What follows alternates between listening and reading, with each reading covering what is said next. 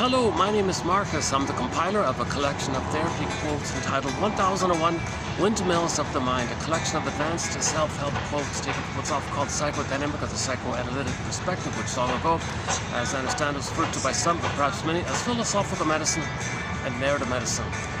All part of the idea that some of our memories have not been formulated or quote-unquote thought. It's the unthought known. Something's known, but it was never put into some kind of symbolization called language, basically, where we can perceive it, recognize it, so we feel saved by the knowledge and recognition, so we can accept and assimilate, process, mourn, digest, metabolize, kind of thing. So that's necessary to heal from trauma. We've got to know that there's trauma, but sometimes they may be so traumatized, it's recorded either the body remembers it, called implicit memory, procedural memory. A recent quote was about disassociation, where the child knew it was too much. So there was no sense of any kind of story. So he puts the event in a bubble, like a disassociated bubble like that. So it's there, but in a kind of cocoon-like thing. It kind of haunts us, right? Like this called childhood amnesia like that. Or if there is trauma, the other theory is maybe the child can somehow recognize it and buries it, called repression. So a big debate about the difference between repression and disassociation. Either way, maybe it's a both-and thing, or one or the other, I'm not sure, or sometimes one or the other and sometimes both-and. That means it's unknown. So the idea here is just to guess around. Could it be this? Could it be that? Maybe this, maybe that. Called free association. Just say what comes to mind. What does this suggest to me? What does this remind me of? Oh, that reminds me of that. I said that. Oh, that reminds me of that. And as you do that kind of basic rule, fundamental rule, then you see what feels right. And that's weaving a basket, because we're looking for an egg. Psychoanalysis looks for an egg and a basket that's missing, so we're weaving the basket to find the egg, the feeling. And that's the ultimate goal is feeling. We'll want to get back our feeling. So when we can no longer live in this traumatic circuit, which is in a bubble or repressed, and it functions like a puppet master, and it drives us to repeat in the present, hoping for a better outcome, called repetition compulsion. So we recreate, repeat, reenact, replay, redo the same thing, hoping for a better past, because that part of the brain doesn't know time. There's no time in that part of the brain. So because of the pain, the affect, the pain reaches for mother, but mother hurt the baby. So because of the pain, he's going to reach for mother, but the baby doesn't remember that mother hurt him, but all he knows is he's in pain, reach for mother. So hence the idea that he's a fugitive from the love that he seeks. So since he's going to reach for mother, all he can do is look, past that critical time, all he can do is look for a symbol of mother. A symbol of mother. He's got to reach for mother, he's got to search for mother, constant craving, constant yearning, attachment, hunger, attachment, striving, love, hunger, affect, hunger. He needs that safe connection. Right? So he's reaching all the time. But mother hurt him, but he's reaching. Mother hurt him, he's reaching. And then once it's wired in, he's just reaching all the time. It's called repetition compulsion. So that's the metaphor that in new situations, he's going to reach again. So this reaching is a huge topic called oral fixations, basically called oral fixations. And that's like a 100-hour topic, because each of the oral fixations has like 10 hours to go down. The recent quote about drinking was the drinker, the alcoholic, is both God and helpless infant. Okay, because we do drinking, smoking, promiscuity, like the gambling one, negative attitude, like extreme negative attitudes, attitudism, entitlement, like roles in the living kind of thing, all or nothing thinking, either or thinking, jungleism thinking, shopaholic, of course, and the issue with money, of course. So we talk about the oral fixation. This is all a transference of the issue with the mother onto these things. These things are symbolic of mother. Okay, so something stable, something will serve you, soothe you, comfort you, material, mother. You win something, so you got mother's supply. It's just a mirage. You're looking for a mother, and you go look for a mirage of mother via unconscious associations. It's mostly unconscious associations we look for mother. Now this is hold on a second.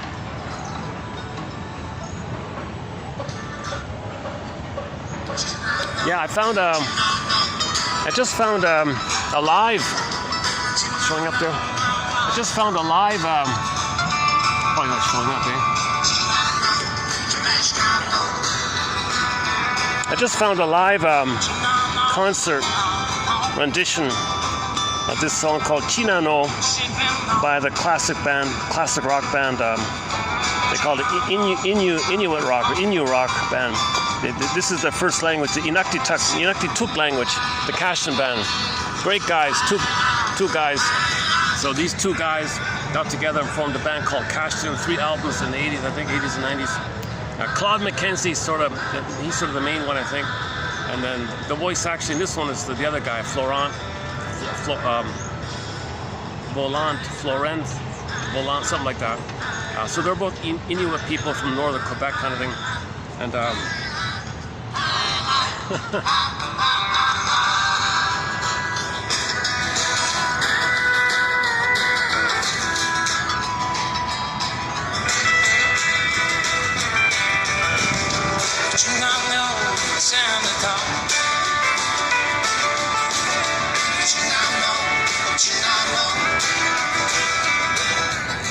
I'm reminded of them because I just discovered last night that the singer you're hearing, they just made a documentary of the guy, the Florent guy, and he had some accident and all this.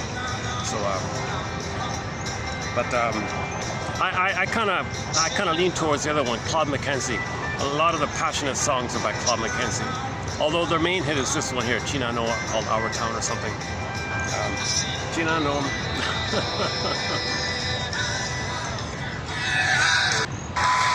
Oh, did I lose it? All right, never mind. I'm not sure how well. Let's do it like this. I got to figure out a better way to balance this music stand here. All right, let's keep going here. So, let's just turn it off. All right, let's just turn it off. Okay, that's better. Yeah. Okay, a lot of ums and ahs here. Let's get back on track. I got a kind of a late start here. That's part of my anxiety here. So. Okay, so repetition compulsion, consider it synonymous. When it's trauma, you're in pain. You want to be out of the pain. So when you're in pain, what does the baby do? Reach for mother, I'm in pain.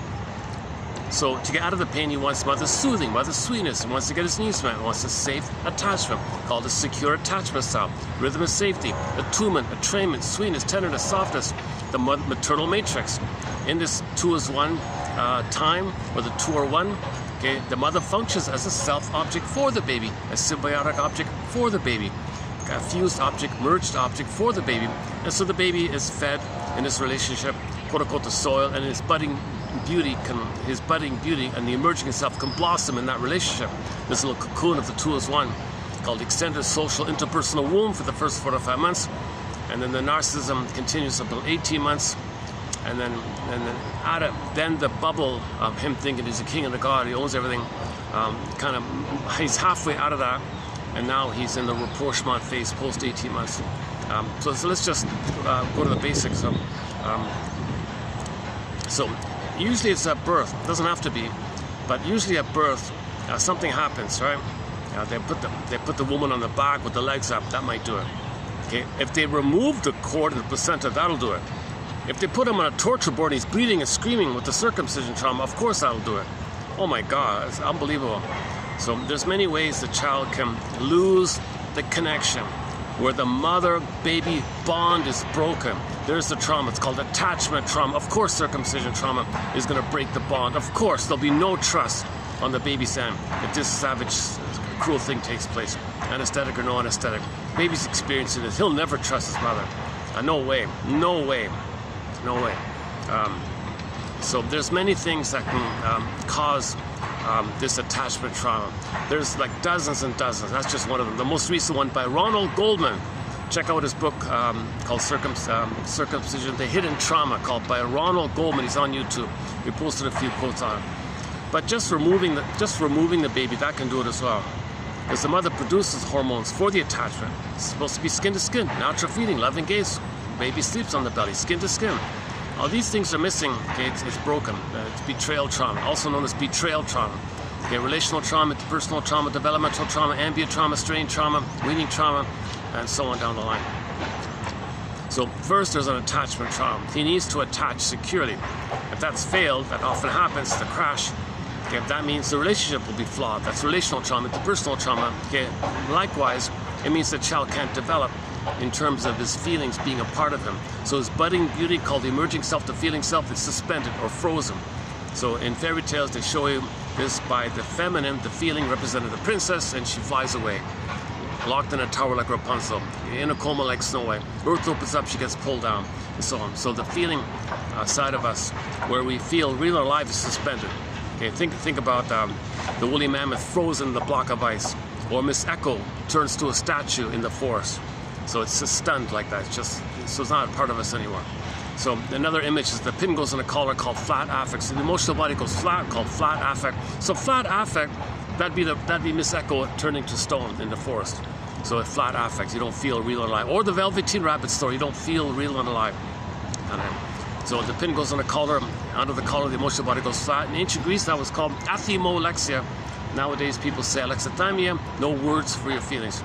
This is the trauma. We're meant to feel real and alive. We're meant to have our authentic self, our budding beauty, and this is who I am. It's the core I. So in the Greek myth, when Miss Core, Princess Core, okay, symbolizing the core I of the person, the real I of the person, the heartful, soulful, embodied part of the person. This core is on the field. Okay. Now, when there's a gap between what the baby needs and what he gets, gap in the earth, chasm in the earth, she gets pulled down. Okay, there's a psychic pain because now that image means you can't feel your feeling self. Psychic pain, the mercy is the brain sends you endorphins called the swoon, Emily Dickinson. Okay, there's a pain so utter, swallow, sup, then the person goes into a swoon, similar to the pin in the collar. So that means the child's budding beauty is stunned somewhere, repressed somewhere, disassociated or repressed, or who knows. So that's the confusion about how do we articulate this amnesic event where this thing took place. So the main live and love kind of place, okay, is kind of suspended. And the baby felt, I can't trust mother. Mother's dangerous, jungle. Now he thinks his rage in his mind puts him to a monster of the id, attacking himself for the tie to the mother. It's survival now for the baby. He doesn't think in terms of live and love, trust, okay, affection, relationships, and Freud, creativity, responding, heart and the body, intimacy, warmth and affection, creativity, living in the present, enjoying the present, is sweet, inexhaustible fullness of being.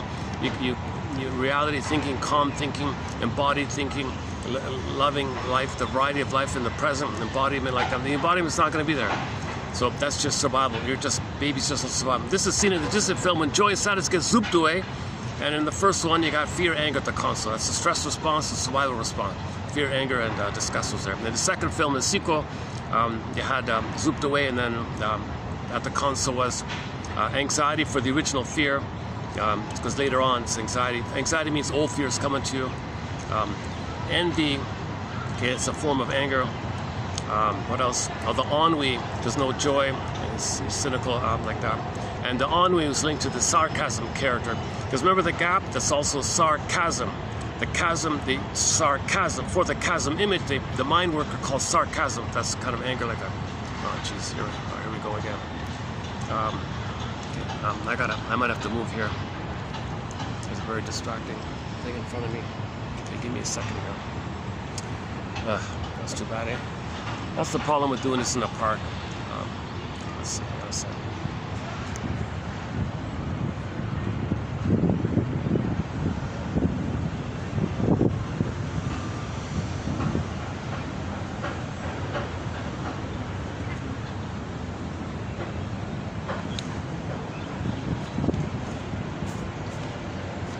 Oh, jeez, I gotta go back in the light here, eh?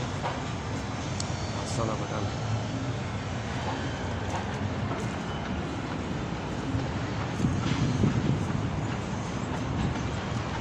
Give me a few minutes to find another spot here. I'm kind of limited with the shade here. I couldn't do it here. It's just too hot. The sun's too glaring here.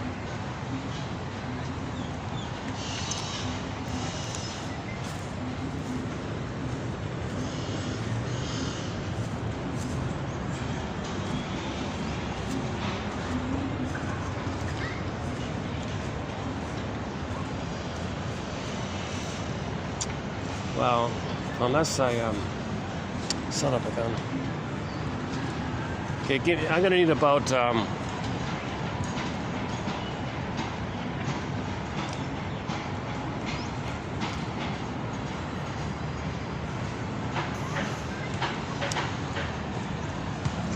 Give me about 10 minutes to try on the other side, see if I can get lucky.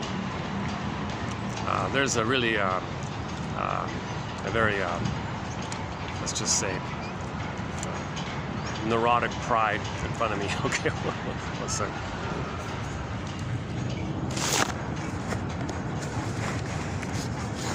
Let's just be polite. Neurotic pride. There we go. It's more like hostile pride or something.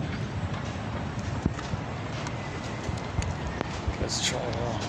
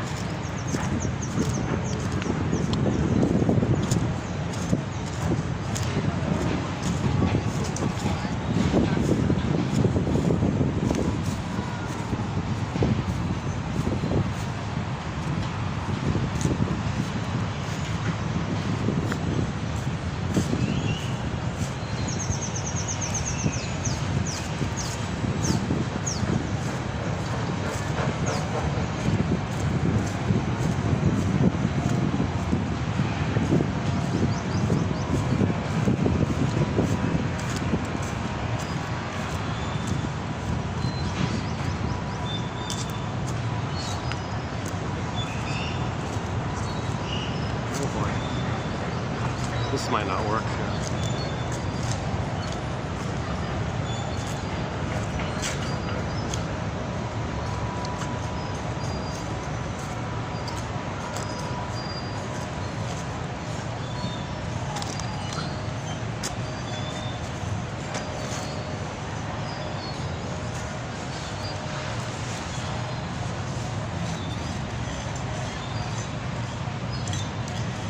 I'm not sure if this is going to work here. There'll be a lot of traffic soon. So let me speed things up here. So the opening premise is the quality of feeling real and alive, called embodiment and soulment. That's called the feminine, the yin, the shakti. Okay, the Midnight Blue sings Lou Graham. He calls it the Midnight Blue.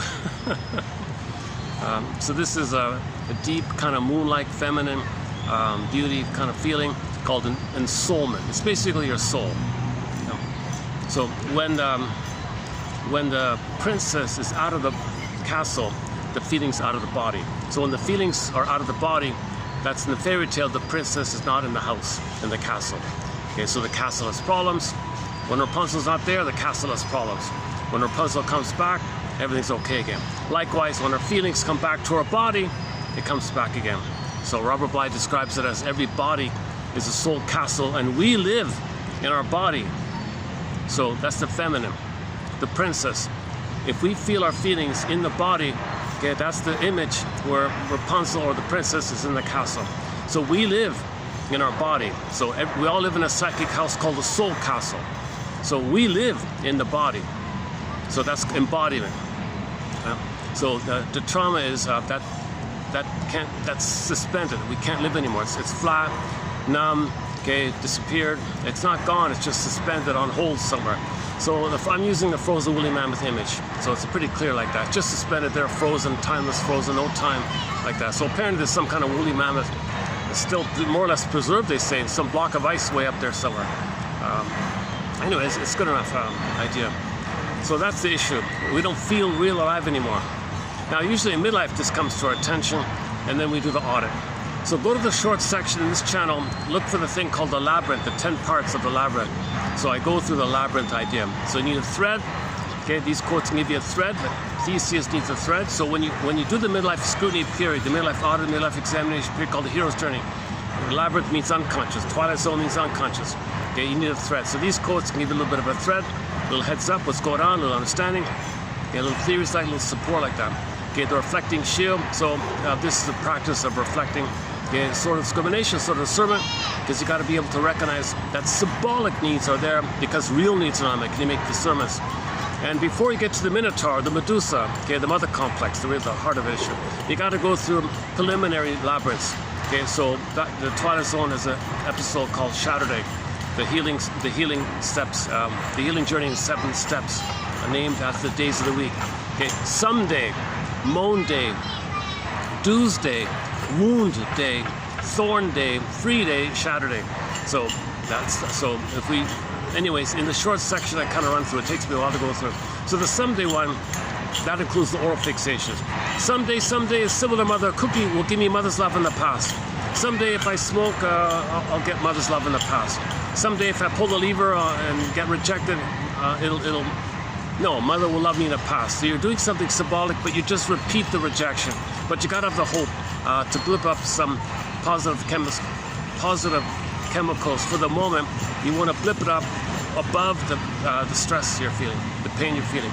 So it's just, you blip it up, it goes down, chase, blip up, goes down, chase, blip up, and this kind of thing. So this is the oral fixation. But you gotta have that hope, and you keep the hope that someday a cookie will mean mother's love in the past. Okay, so all dysfunction, all oral fixation, repetition, compulsion, okay, cynicism, etc. Okay, that's all the hope that one day you'll get a better childhood past. It doesn't make sense. There is time, but that part of it is no time waiting for a mother's love.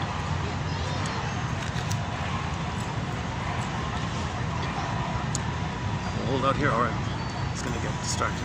I always have a challenge doing it on this side, but it's better here than this. I think, when people want to do this, when people think it's a jungle, when people have a jungle attitude in their mind, when people think entitled and possessive and want power like that, they're operating out of a survival mentality, scarcity mentality. Because the imprint, you go by the imprint, you go by the working model. See, the working model is mother's dangerous and it's survival. You just think it's survival jungle, so you got to survive. So some people have that kind of with their body language and other behavioral things. It's pretty clear they're thinking in those kind of terms. So that's a trauma. Anybody with jungleism attitudes, my greedy, your greedy, if you're not at the table, you're on the menu. Oh my God, these kind of either or, any kind of either or, superior, like someone's above another one, all that nonsense.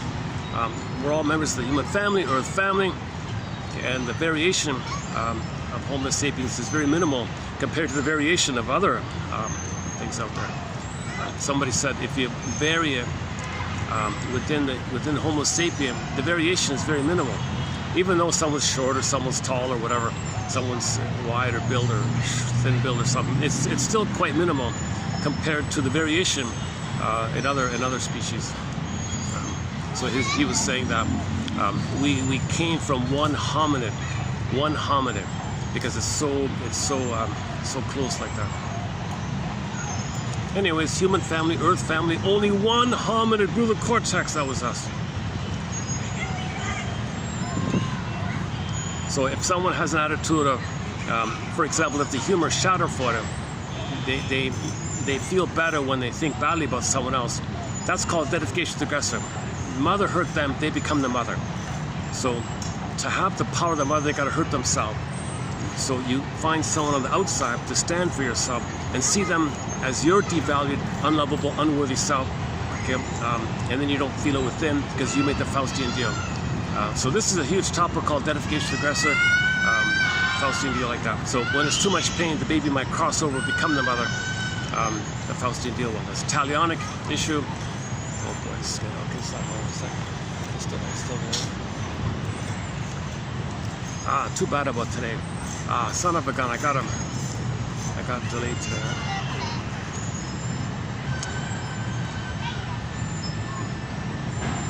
Okay, let's press on.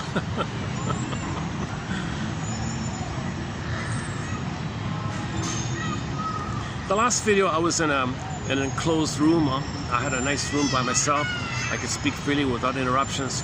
That was a good video, the last one. The last couple of videos have been pretty good. This is going to be choppy. It's already very choppy. So I'm going to have to forego the usual kind of introductory kind of material. Let's just limit it to say that the trauma we're dealing with, okay, the attachment trauma, then the relational trauma, we can't develop trauma. Some people say, well, let's be polite. Let's say the ambiance, the atmosphere was difficult. So ambient trauma. So the atmosphere, not only the mother but the father and the people around, was too stressful. Or the constant.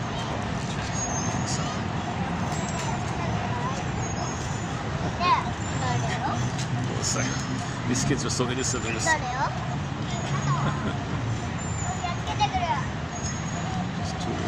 2 years or 3 years old.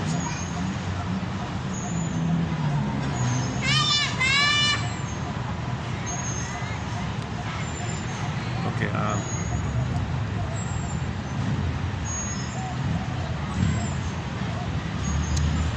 Oh boy. Okay. Let's stay on track here. Where else can we go?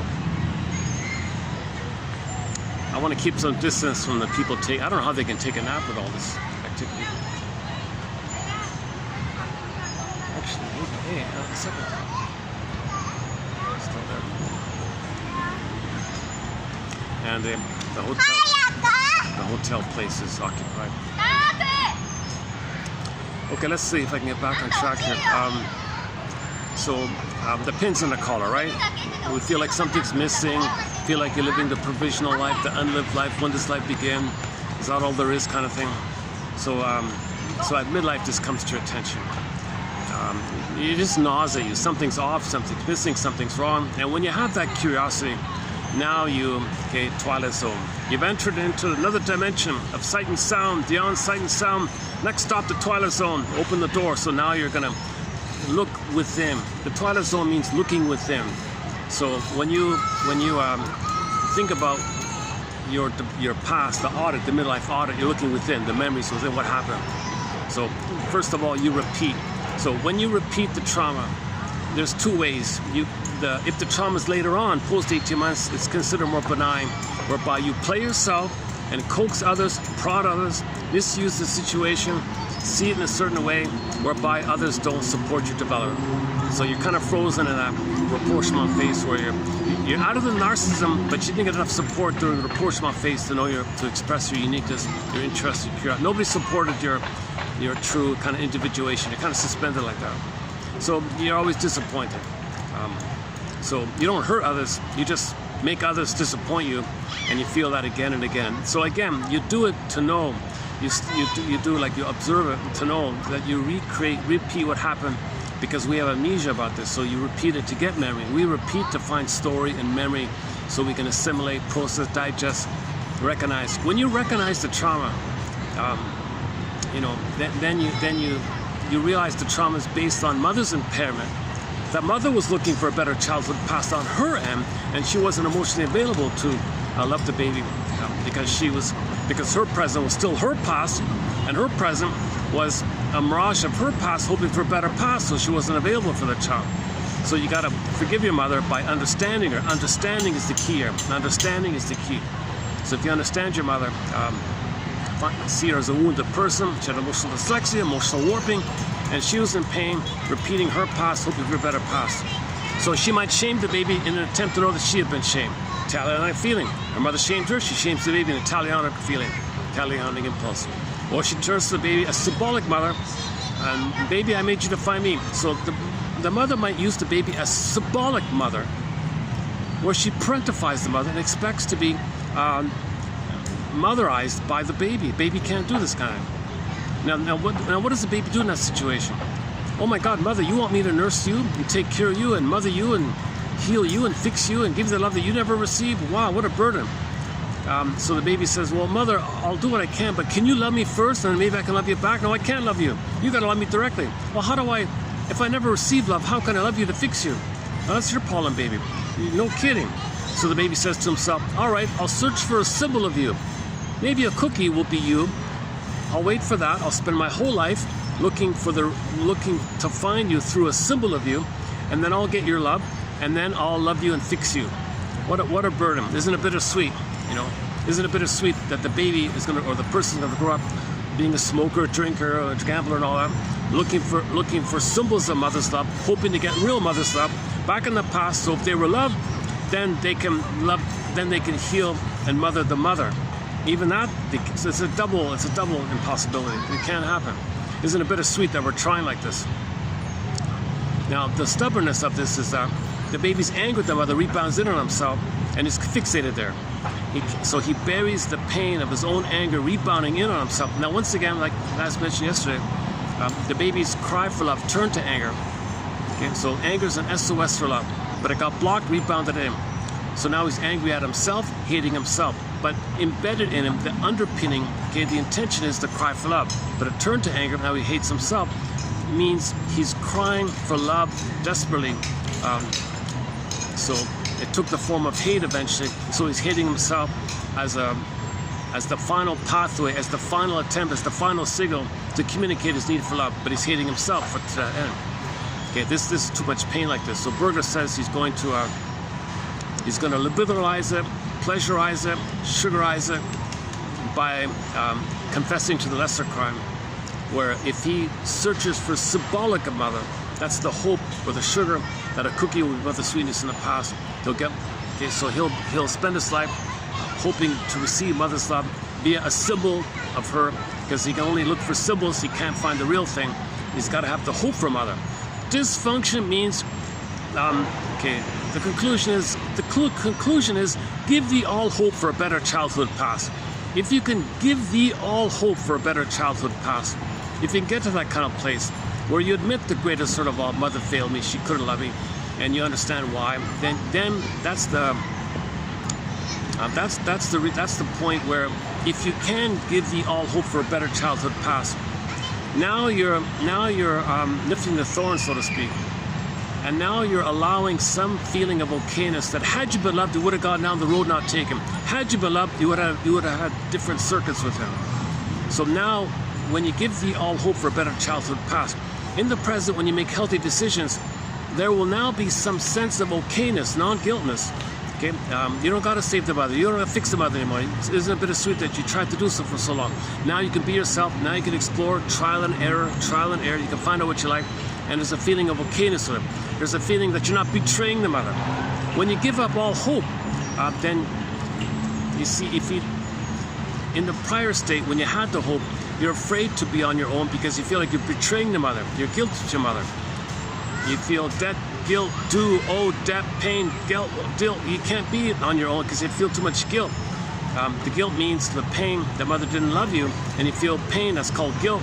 And to pretend to be on your own, that's called spiritual bypass. You can't do it. You got to validate that you are angry at what happened, and you know what happened.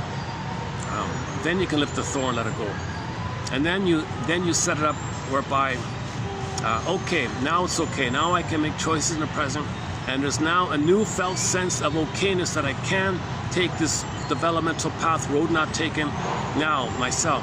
Because I don't need to fix mother anymore. I don't got to save her anymore. I didn't do anything wrong to her. I tried my best. I gave up this nonsense, right?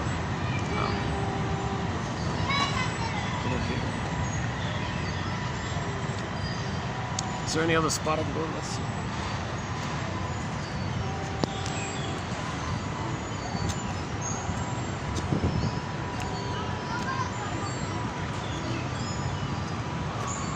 Okay, just stay here then.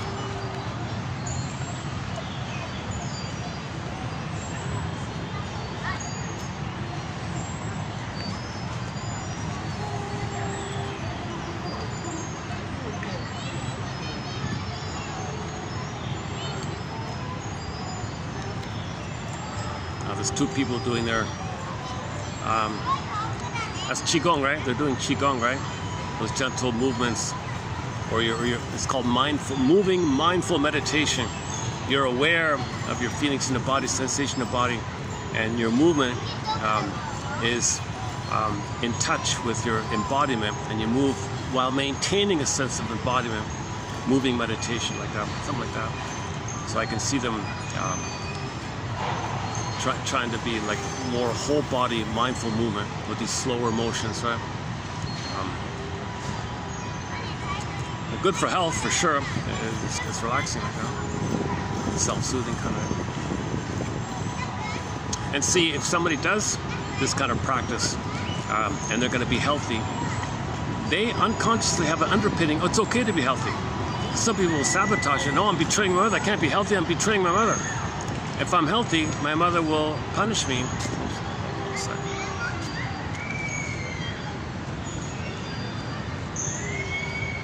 Try not to get people in the camera. It's going to happen. So self-activation triggers abandonment depression, which leads to defense. Okay, I just told myself in my mind, don't worry about making shorts of this video. I'm not going to look for shorts. This is too choppy, so I'll just let it go down. Some videos are too choppy. I'm not going to bother looking for shorts. I look for shorts if I feel like the video is more or less okay. This is going to be an exception.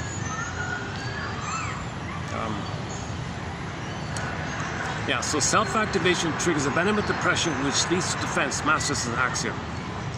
Okay, so the original state of affairs was the baby was being real. Mother, I have a real need for you to connect with you. Okay, it crashed, abandonment depression, immense pain. Anger turns in on himself. Okay, he buries it with the hope idea of chasing pursues the mother, and he makes excuses called rationalization to cloak it all. But the pain is still there. He's fixated.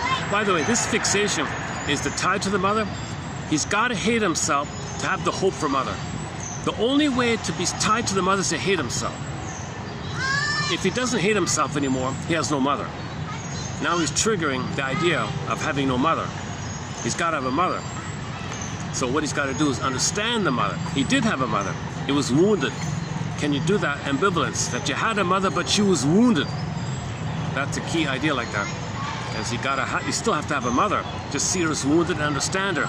So if you can convert or upgrade the unawareness that your mother was like that, and with some understanding about it, now you can. That's the idea. That's the idea of narrative medicine, finding your story like that, weaving a basket. Because you gotta formulate. Remember, it's the unthought known. We gotta think it. Trauma is unthinkable. It's unformulatable. It's unconstructible. This trauma is just too much. So we had no chance to think it. The baby has no language at that time. There's no hippocampus to record it. So it happens. It's in the body. It's in a bubble like that. And it affects us. It haunts us like that. So we got to piece together bit by bit. What's the story here? And then you reclaim yourself. You find yourself when you find your story like that. Go to yesterday's video. Towards the end, I did a quote about the difference between traumatic memory versus like regular memory. And you want to bring your traumatic memory into narrative memory. You want to pull it in, right? This idea.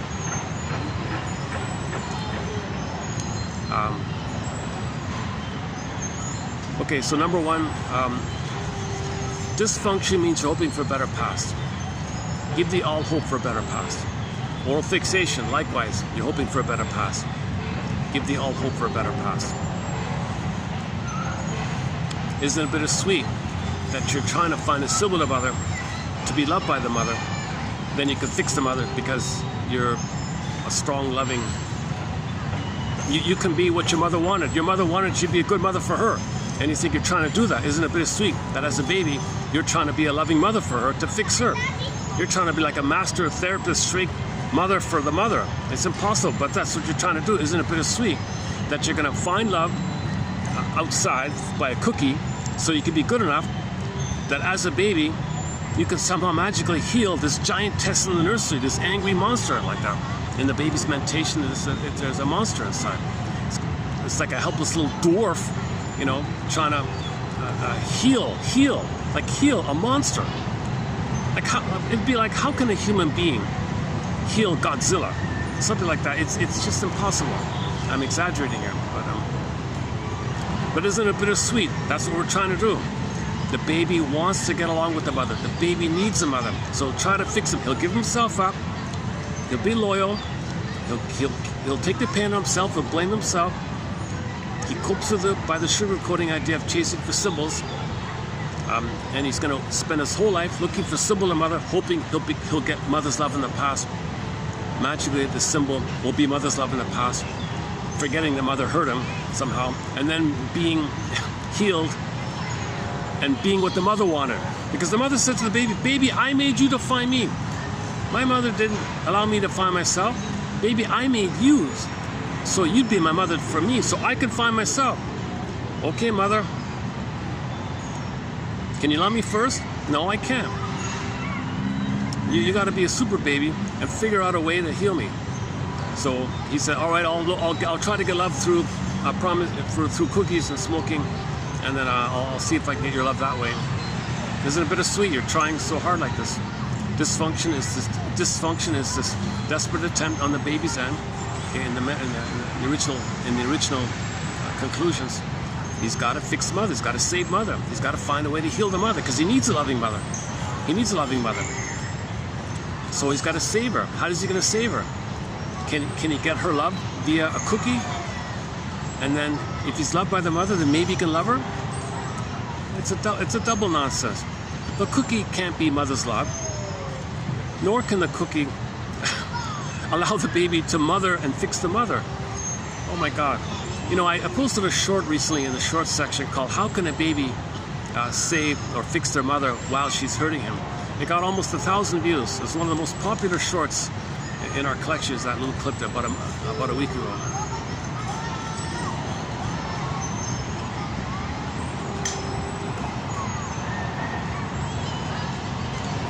So the conclusion is, in order for the baby to develop, whereby his beingness can stay with him, blossom with him, emerging self be with him, feel real alive, that's called the real self, the core self, the embodiment. With that I, with the real self I, you got the capacities. And we can run through the capacities of the real self. Okay, so you know what's unique about you, which you express, that's meaning. It's meaning, you feel meaning when you identify what's unique about you, but you have to have the I for that. Because every I allows, the Great Spirit makes everyone a little unique. Okay, so when you have the I and you're conscious of that little uniqueness by the Great Spirit, when you express that, you're contributing like a flower kind of, and it's meaningful and beautiful kind of thing. So that's number one.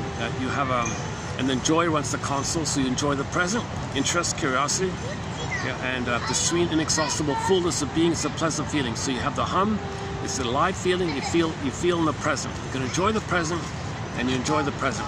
And the present's not just, you're not blotting out the present in a trance, in a swoon, and all you're doing covertly is seeing the present as a staging thing, like a theater, a dreamy theater thing, where you're hoping to get mother's love in the past, where the present is seen through the lens of the past, get filtered through the lens of the past, paratastic distortion. Okay, cherry pick what you need to see what you need to see. You see only through the lens because you're frozen there. So it's a kind of like an overlay. The template in the past, you overlay it in the present, and basically see through the overlay. So you distort. It's too much, you know. It's a question of degree like that. So you're not really enjoying the present. So to think that a cookie can be a mother's sweetness, it's a distortion. So.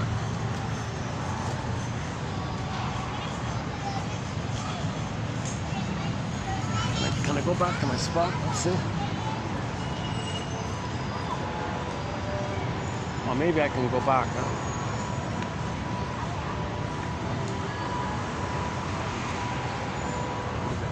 Let's just move a bit here also. Over here.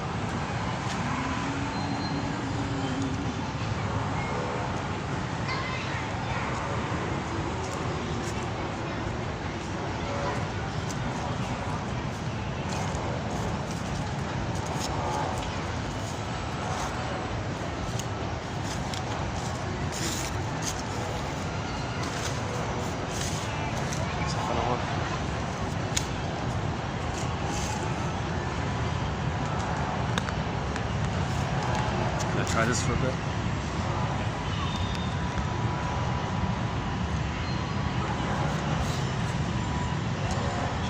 One second.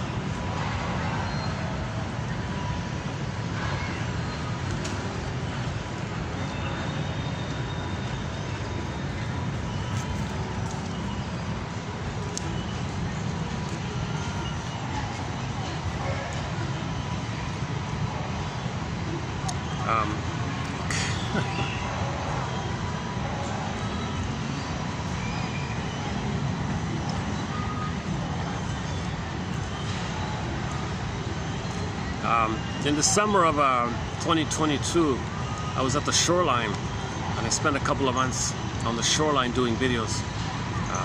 It was nice. So we had the herons, some loons, and some bumblebees, and of course the waves in the water. One time there was a seal, just one time. The heron was a highlight, the blue heron, not the blue heron, another kind of heron.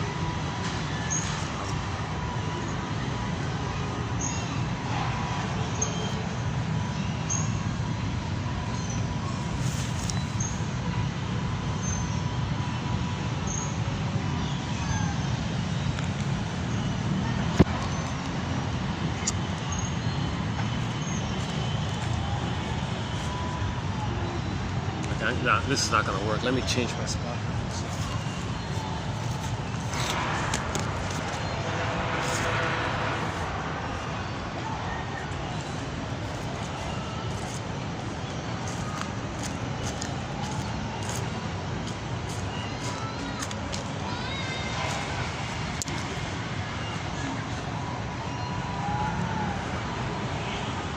Whoa. How are we doing here?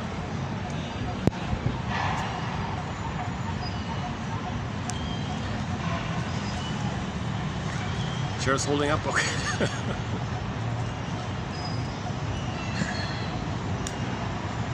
So back to the 7 days of the week. So in the midlife audit, you face the someday, the someday complex. Someday, someday, someday. Okay, it's ridiculous. Isn't it bittersweet? So in the someday, we do all the oral fixations. And then the money one, of course, because the issue with the mother is transferred or carried over into the money. So you got to study the money area. Okay, so that's Edmund Berger's material. An excellent book by one of our mentors, Edmund Berger, Money and Emotional Conflicts. It's a key there.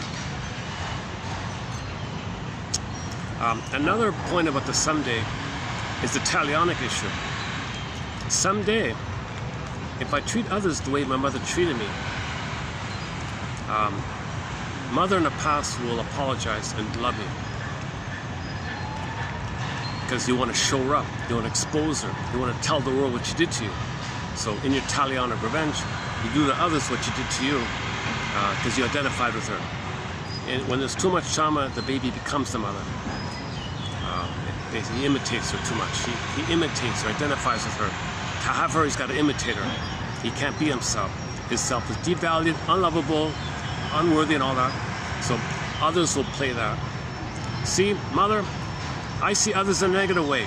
That's how you saw me. Can you correct your ways? Can you invent the time you should take me back and apologize, feel regret, and do it right?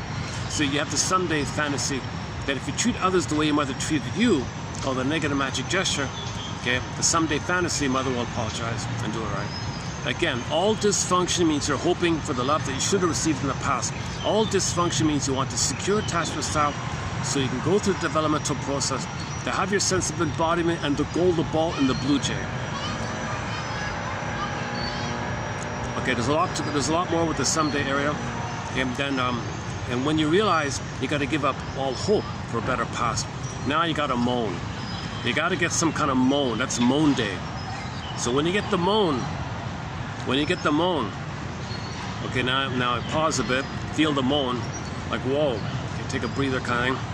Are you ready? Okay, now you got to go to Tuesday, the next one. So someday, moan day, Tuesday. Now it's a deeper issue. This is the labyrinth of the guilt complex. This is a deeper issue where the baby concludes. He makes the existential conclusion that because he's in pain, it's because mother didn't meet his needs. Why? Mother didn't want him. Was he rejected? Called shame. So he feels shame, burning, biting feeling, and he thinks because he's defective, he did something wrong by being defective, and a lot of pain like that. So he concludes he's no good. He wasn't born that, but he developed that attitude as to organize the chaos. Just some way to organize it, to make some kind of sense of it all. Mother must be seen as good because he feels in pain.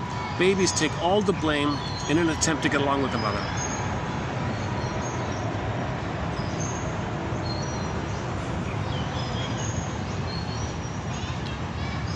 Go to the short section in this channel here.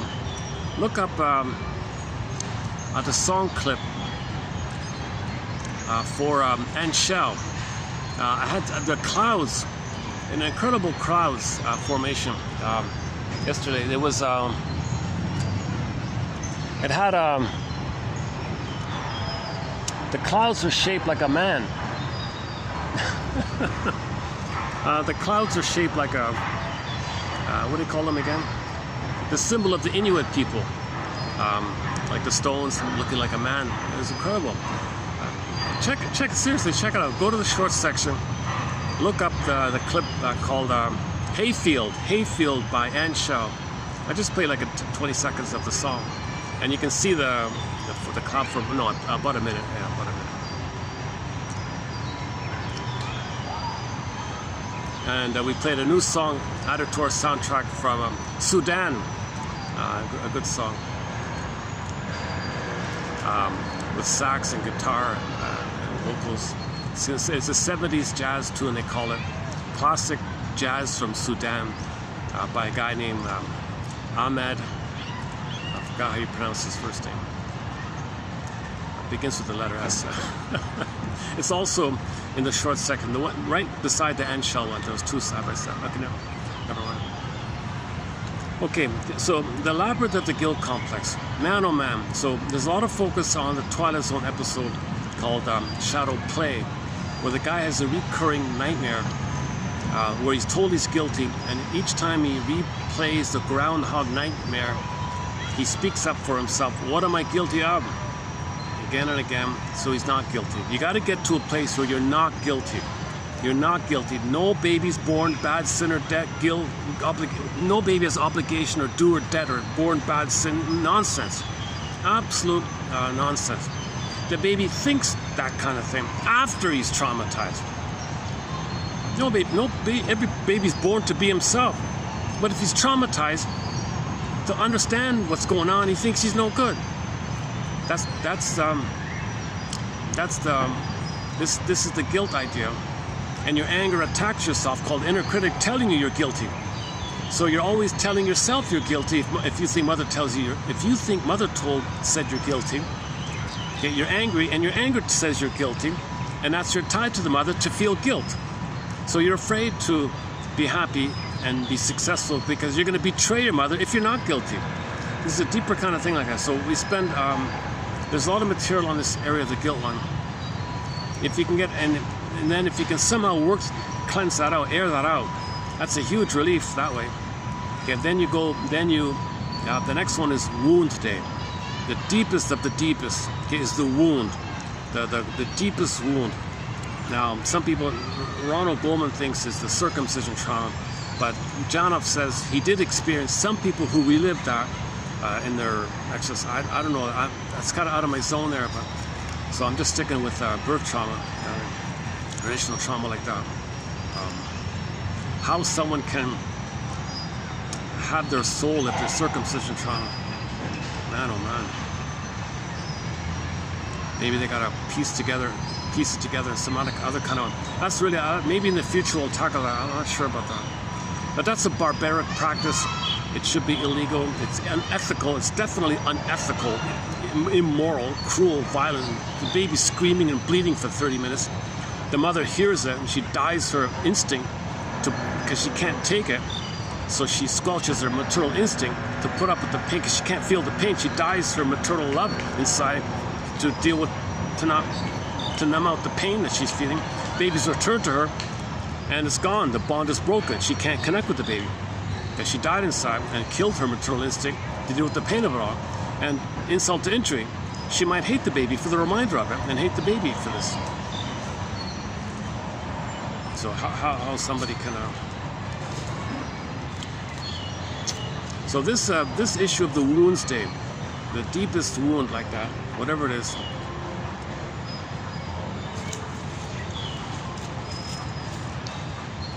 okay. Yeah, it's nice to see the clouds here now. Okay, before we get to before one can theoretically get to this wound state, if we use this model here, there's preliminary things before we get to that wound state. Ultimately, you need a caring witness. Grief is healed when it's witnessed by a caring. You need a level of safety where you can have that experience that it's okay to feel, and you're not going to be shamed for it, you're not going to be attacked for a so-called corrective emotional experience. That's why they say the relationship is the healer. You need the relationship of a caring witness. Someone who doesn't say, there now, get over it, you know, and all this kind of stuff. So the caring witness knows what you're going through. They've been through it themselves. They understand. They're an understanding, caring witness, and they cry with you as well. So that's ultimately you need a caring witness. So before all that, before you get to wound state, you got to resolve either/or thinking. There might still be some kind of a check in. Ideally, the either/or thinking was resolved to both and thinking, upgraded to both and thinking with the forgiveness area of the guilt area. Actually, no, that's true. No, that's right. So between Doomsday and Wound Day, to get to Wound Day, you got to understand your mother as a person. Okay, Toronto, YouTube, Independence Day, Bruce Springsteen introduction about hopes and dreams in the panel. The more I learned of my mother's story, the more of a person she became. See your mother as a person who is impaired. Both and. You got to get the both and. Third side of the coin, both and thinking. Baba Yaga flies in the fairy tale. Baba Yaga down protects you. I'm not going to let you go to Wounds Day. I'll only let you pass if you demonstrate some kind of third way of thinking. So he gives her a test. Is it A or B? Either or. The guy says 80% A and 75% B. Something kind of new, kind of overlapped or something. Some kind of new, some kind of third or something, right? So you got to get out of either/or thinking. Either/or thinking means jungleism thinking. You can't heal with jungleism thinking. Splitting precludes mourning. Rinsley's time. Splitting, either/or thinking, called splitting, psychic splitting, precludes or prevents or blocks. Because only with wholeness, a sense of wholeness of self and others, whole as people, can you mourn. You got to have an eye to mourn. But if your self-representation is split and your mother representation is split, you can't mourn. Impossible. There's got to be an I there, and you got to see your mother as an I.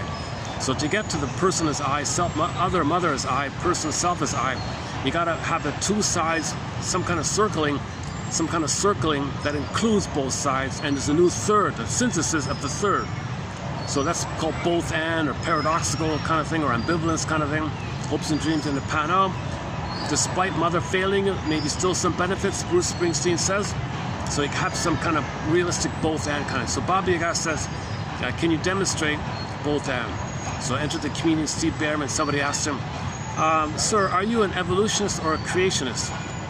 Oh, I believe both. I believe we were created to evolve. So some kind of answer that includes two somehow. Maybe a little reductionistic or just superficial, like a little bit, but some kind of attitude that it's not either or. You got to find both and thinking. It's difficult. So, for example, if the mother was a victim of the plunder system, okay, and she was deprived, and I don't know, man, no nutrition maybe in her place, her country was plundered, and so. Okay, then you gotta understand, she did the best she can with her difficult situation. Whatever she offered, that was the best she could do, kind of thing. But she didn't have the ability to love, but she tried her best. That's what Bruce Springsteen says. You gotta see her as a person like that. So you gotta move towards this deeper level of understanding. So you gotta resolve both and thinking. Also about, back to the oral fixations, the someday one. Symbolic needs, you got to discern how symbolic needs are there because real needs are not met. Don't think the symbolic need is a real need. You don't need cookies, but you need a mother's love. Can you make that discernment? Back to that one. Okay, back to the between Doomsday and Wound Day. Okay, so you get the carrying witness. Okay, now the greatest wound. If you can face this greatest wound, okay, that's called mourning. Okay, in the Disney film, the intermediary all along, especially between Doomsday and Wound Day, is free association. So back to Inside Out film, the second one. When the characters hopped on the broccoli boat and they rowed the boat down the stream, it was called the Stream of Consciousness. They rowed the boat called Stream of Consciousness, i.e. free association. You free associate. When they got to the end of their free association, when they reached the mountain of repressed memories, disassociated memories, amnesia, all that stuff, there was a mountain of bottles, orbs, those bubbled memories, deep unknown, right? When they got to that kind of place, it was this mountain of orbs, right? And they reached that kind of place. When you reach that kind of place, whoa, there was an avalanche, and all the orbs rushed up, and they rushed up, right? That's the release. The emotional knowing, the emotional catharsis, the happy reaction, emancipate yourself from mental slavery. Now you're feeling real alive. So joy and sadness flew up to the console, and then they got to the console. So in order to get joy and sadness back to the console, you got to ride the boat to the end, and then it comes up like that. And then, so first sadness had to be there, and then joy could be there. All the joy for which you praise, 100 tears away. The main message of the first Inside Out was sadness had to run the console, then joy could run the console. They were not clear about that at the beginning. Then they realized that sadness, you run the console. Okay, then joy can run the console.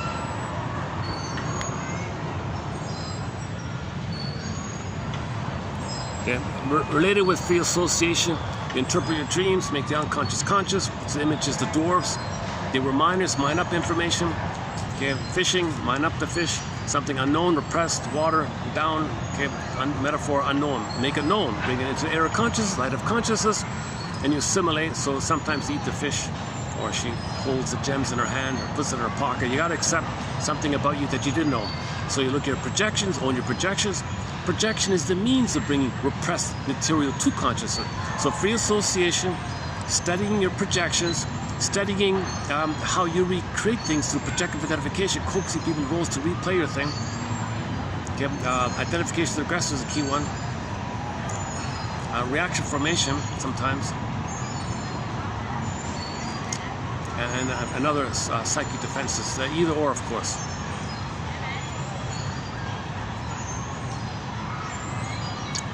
Okay, now in the carrying witness, you free associate, riding the boat. So in the present, you're free associate. So in your unconscious, you're riding. The symbolization is the characters are riding the boat. That just represents this movement going on with them. You're allowing a level of safety to bring your feelings. Allow a level of safety to bring your feelings. You want to now know what you couldn't have known, setting it up so then you can feel what you couldn't have felt. That's the avalanche scene with the orbs. Or the phoenix and the firebird, and the phoenix and all that, not the orbs rushing up. Now your body comes alive like that. So sadness and then joy. So this release like that from the wound day, okay, that's analogous to pulling the thorn. When you pull the thorn, whoosh. Okay, so in the film Kirikou and the Sorceress, okay, you saw that kind of release when the thorn was pulled. So wound day, thorn day, finally, aha, free day. You're free now. Now this is a new kind of feeling. So enter the Saturday episode, the real self entered the condo. The false self was outside in a hotel or something, and they were battling for the condo. So the real self said, look, we did it your way, false self. What a mess. Felt empty and poverty. And, so we're going to do it. We're going to be real now. We're not going to go back to your old way. And the false self was kind of, lingering around like that. So finally, when you accept your real self, it's a new feeling. Get used to the new feeling. Get used to this new feeling of being real alive. Allow yourself, stay with the okayness of being embodied. Then the false self, okay, shatters away. The name of the thing, shatter day. It shatters away, dissolves away, shatters away, like glass shattering away. Just dissolves away. They mean it like that. The guy wanted to fit the days of the week. Someday, moan day, Tuesday, wound day, thorn day, free day. Shatter. Doing okay here? Okay, just stay here then. It's a different view for me. I got a nice view from here. Look at the clouds now.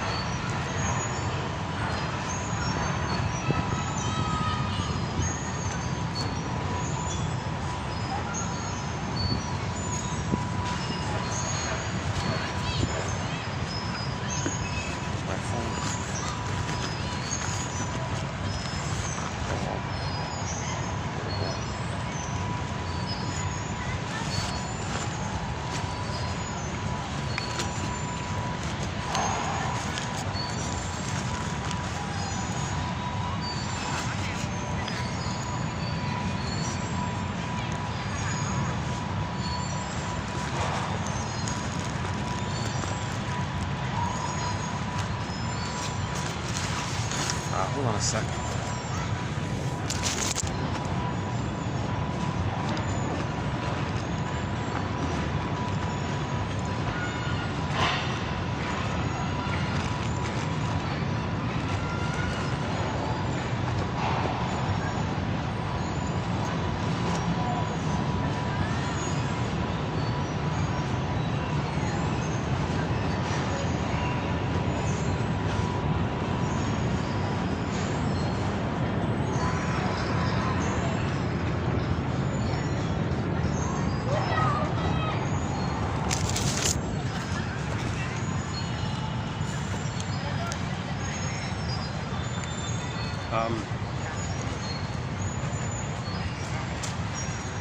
You know, I was going to do some quotes by Mel Faber.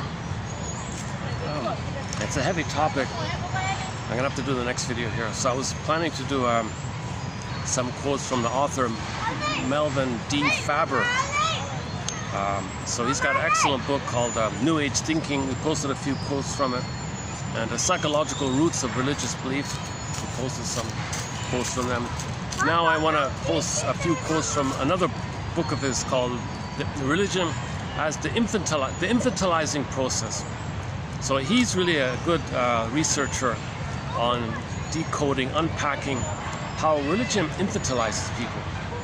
And he spells it out really meticulously like that. So I was hoping to do a few quotes from it. So go to the next video for that. So we'll cover...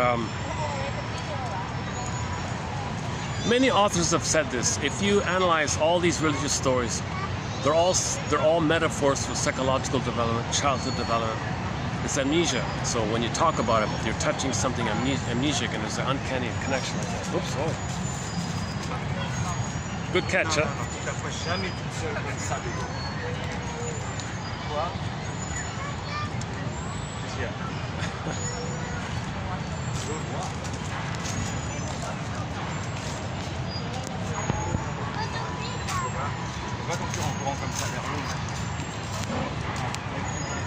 That was a close call. She might have been maybe I don't know, a year and a half or maybe two.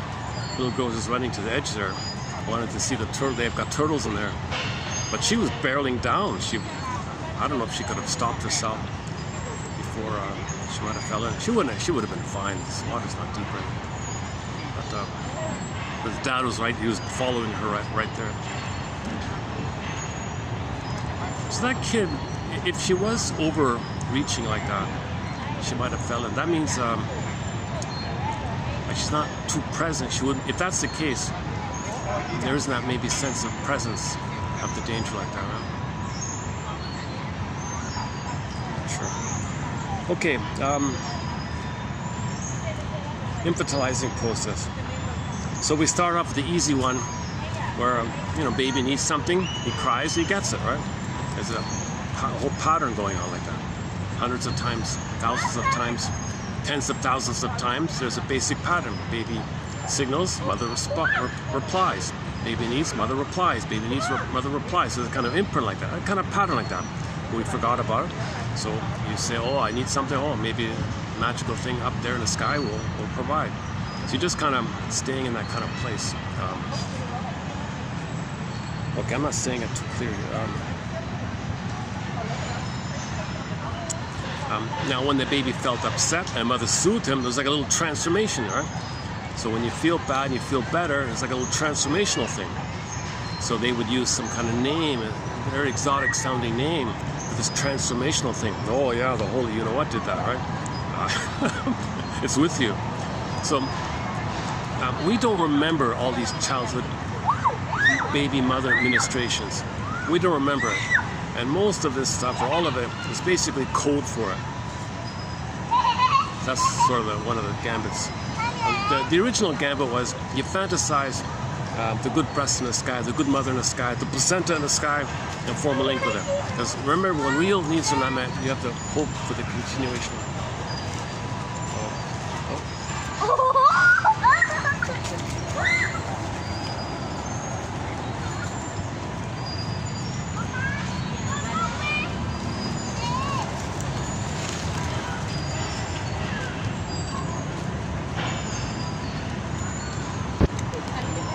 They probably don't know. They didn't see the sign. There's a sign at the front. You're not allowed to feed the pigeons.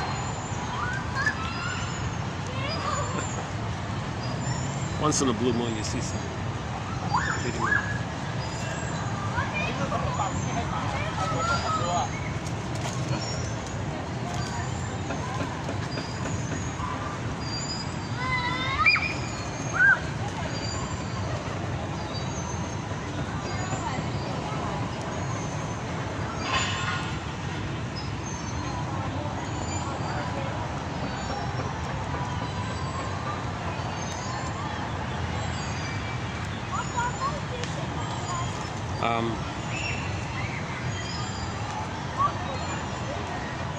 Here's a new one.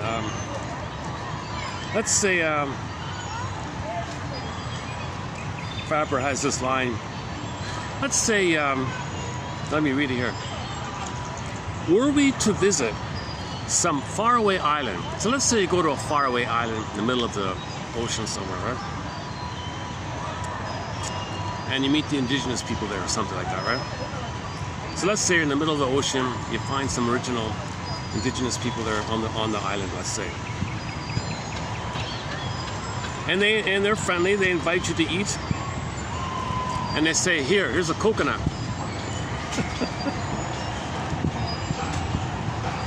And they tell you the coconut is the, the man upstairs or something. And they say, and then you want to make it a hope. And you want to, and they tell you, oh, it's going to be with you now. If you eat this coconut, you're going to have that within you, right? So wouldn't we as a visitor, like, wonder about this?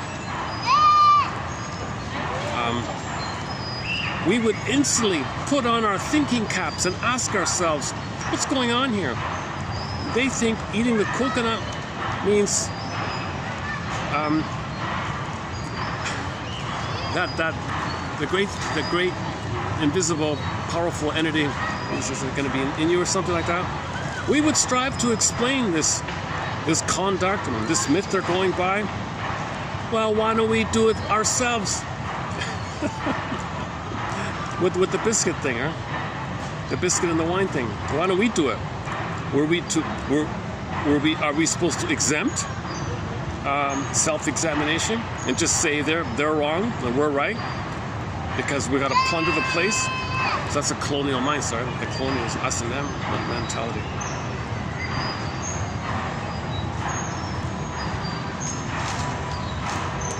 He's got a, okay, hang on. Just found it yesterday. Hang on. Let me show you what I'm talking about here.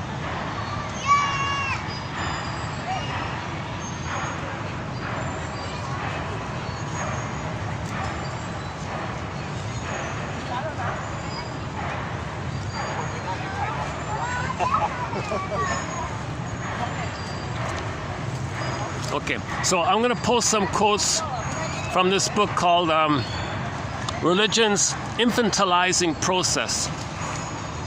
Religion's Infantilizing Process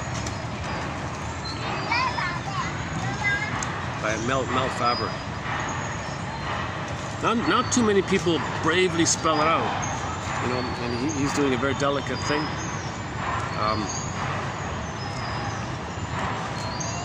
A lot of it is about triggering the oneness, the symbiosis, the merging with the mother. A lot of it is triggering something. So if you fantasize the good breast in the sky, it knows you, loves you and all that, it might trigger the time, unknowingly, uncannily, amnesia, you were one with the mother. So you blip up the good feelings, or you believe you feel good. Ooh, wow, right? So it's a triggering. So you try to trigger yourself. So the gambit is to trigger yourself to feel better like that. So you stay infantile like that if you always just do that kind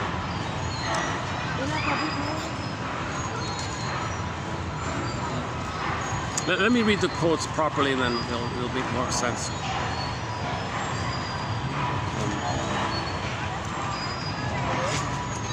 Okay, I'm a little distracted here with all this, but let's see.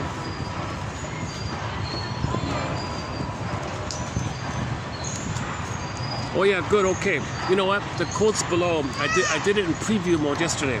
Okay, good. So the quotes below are 31:56, right? We're doing 56 today, right?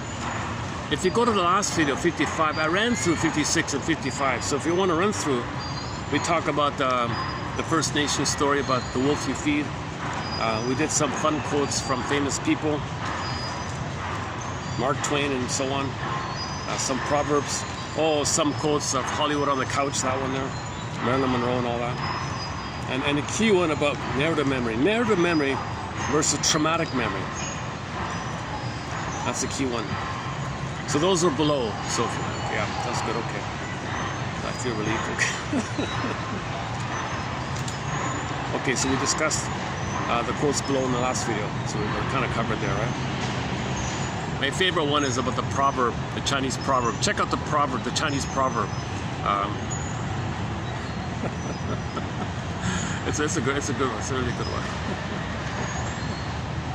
It's in the shorts. If you go to the shorts section, it's entitled Miscellaneous Quotes 2 of 2, the second one. There's part 1 and part 2.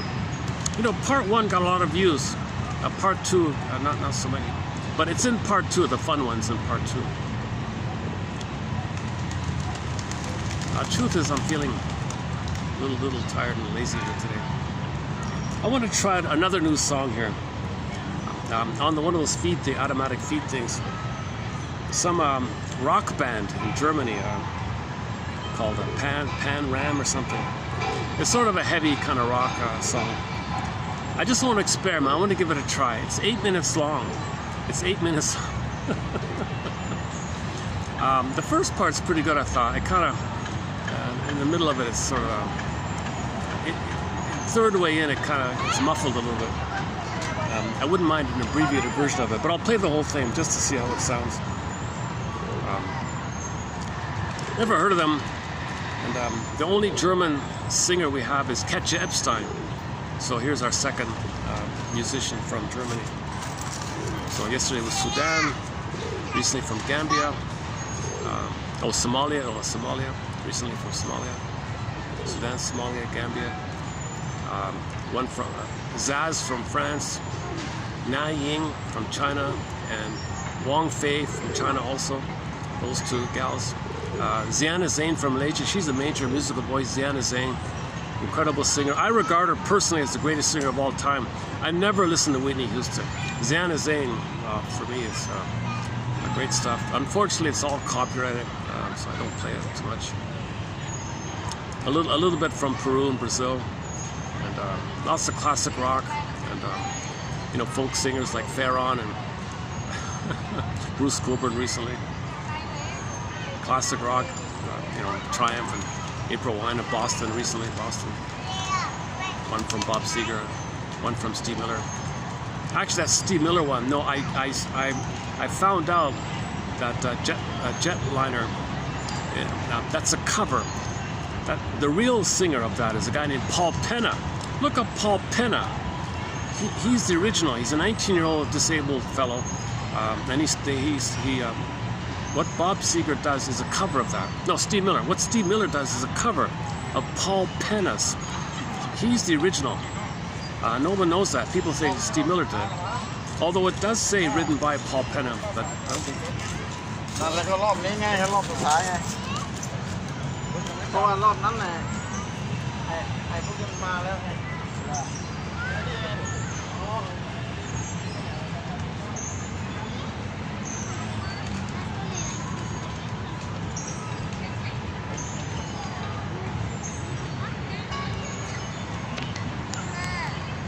Since this is a rock song, I'm not sure if I play it with all these little kids around here. Where can I play this?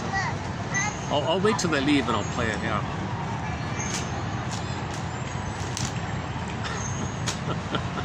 I'm curious to see how it sounds. This will be the hardest rock song in our soundtrack. This will be the Rick Sanders, as we have a couple of songs by Sanders and Rick Sanders. So this is going to be the closest thing. We have no heavy metal songs. This will be the closest thing to a heavy metal song. It's listed as progressive hard rock or something. Melodic progressive hard rock or something. Pan Ram, never heard of them. I'll wait for a little space to play it.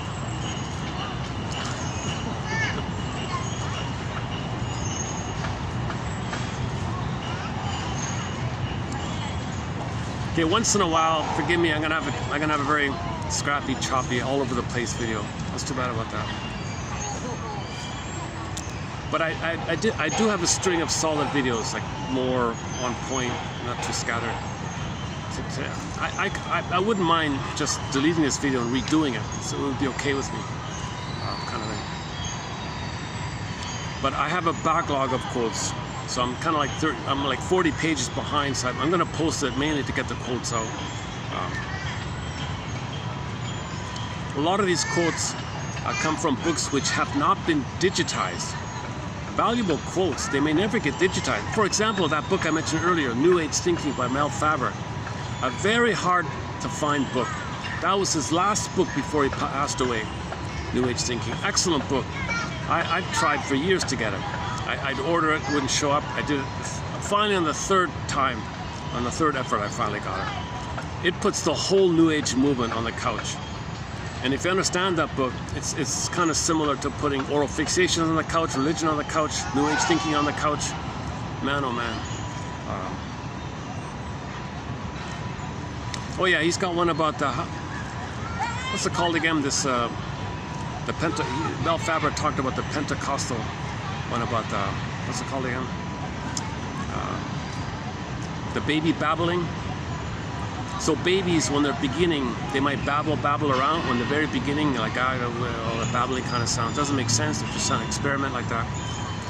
So some people, they want to induce that. So you got people babbling like a baby, but they're an adult. So you hear these similar sounds, repetitive similar sounds like that, and they're babbling like that. Like it's an adult version of the baby babbling. When the baby's babbling, he enjoys it. He enjoys his babbling, he's learning, he's trying to figure out the language like that. So you're triggering in the good old days. So in some religious tricks, they want you to feel the good feeling of baby babbling. So they try to do some chanting and hypnosis and chanting and hypnosis. I'm not sure how they do it, I'm watching. And then you get people doing it. They get people doing this. What's it called again? Hang on a sec, go ahead. There's a word for it, the tongue, double tongues. How's it called again? Oh boy, hang on a sec. 36, 32, was it 06? Do we have it here?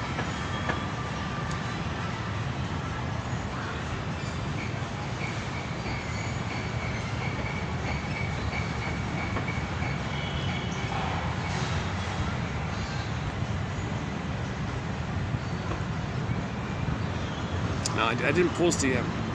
It'll be in the future pipeline. It's in the book. What's it called again?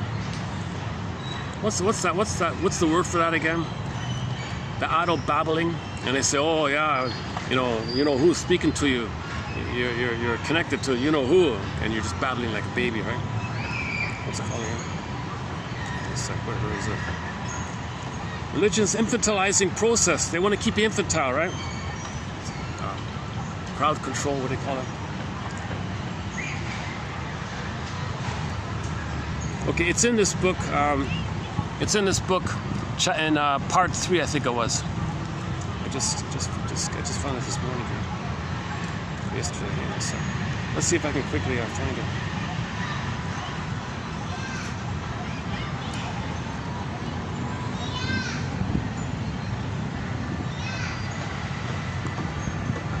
Okay, somewhere in here. Yeah, hang on. Is that it?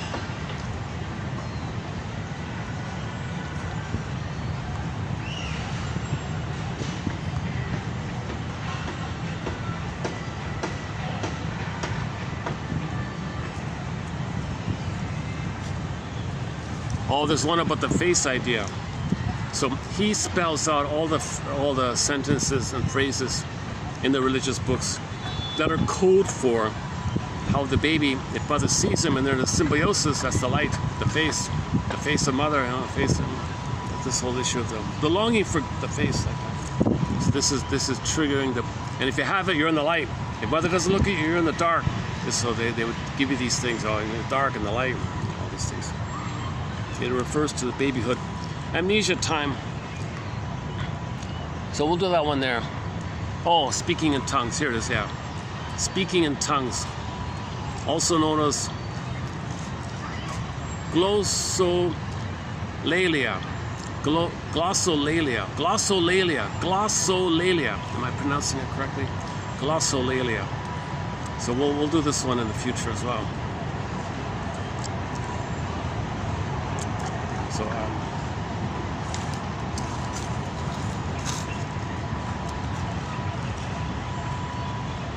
let me get to the conclusion. Hang on, let me find the conclusion.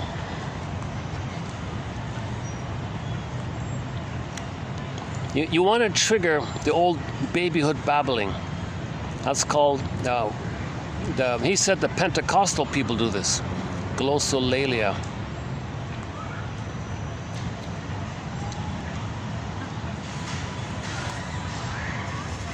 Okay, let's sum the matter up. Number one, it's a reversion to an early level of maturity. It's a reversion to an early level of maturity. It's a reversion to an early level of maturity to a less rational, more childlike. What does it say to? Oh, reversion. So you want to go back, you mean revert back to, what does it say to here? Oh, you want to go to that back place. Oh. So you want to go back to this childlike way of relating to one's life. There's a decrease in activity in the frontal lobes. So when they put people doing this on the brain scanner, the frontal lobes, there's not much going on. A less critical perception of the world around one.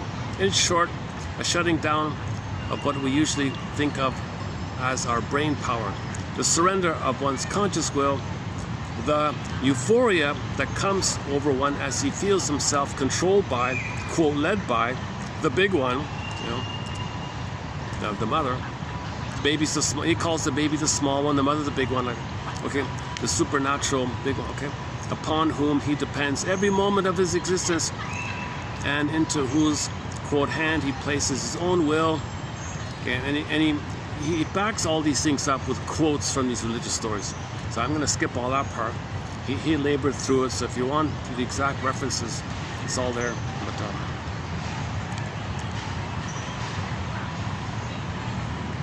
speaking in tongues provides a form of breaking through which allows okay, so it's a socially acceptable. So you found a socially acceptable way to regress to this kind of thing.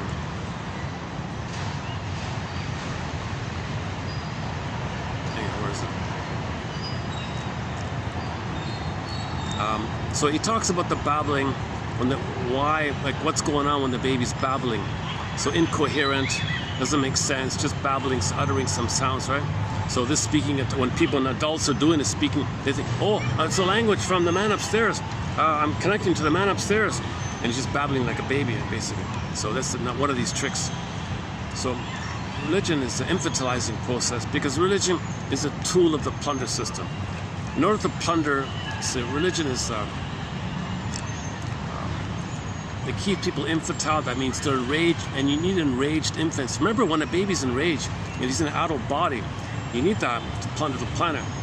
So religion's like a Trojan horse for the plundering. It's a sales pitch for the plundering. Religion and plundering are synonymous, basically. You know, I have a hard time hearing some of these Christmas songs because it just means plunder.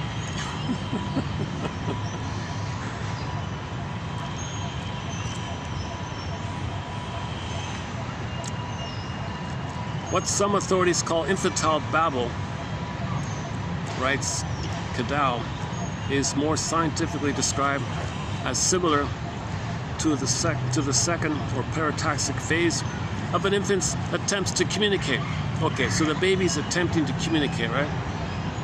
During this period, the toddler repeats sounds which are meaningless to the listener, but satisfying to the child. So the child's enjoying this, right?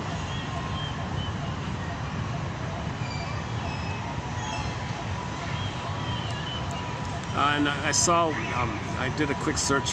One lady said when she's in the kitchen doing the dishes, just scrubbing, she loses herself and starts babbling for a while, and then stops when the plates are clean. She enjoys it, right? She regresses back to the babbling, and she's washing the dishes babbling.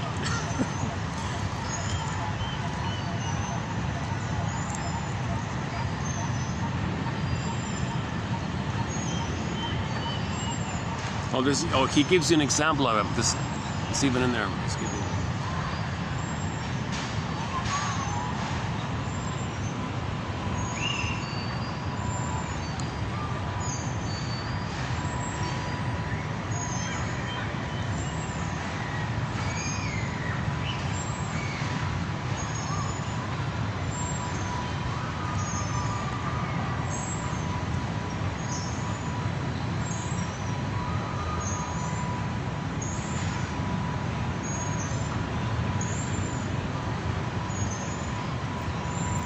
Okay, so we'll cover the whole idea of disassociation.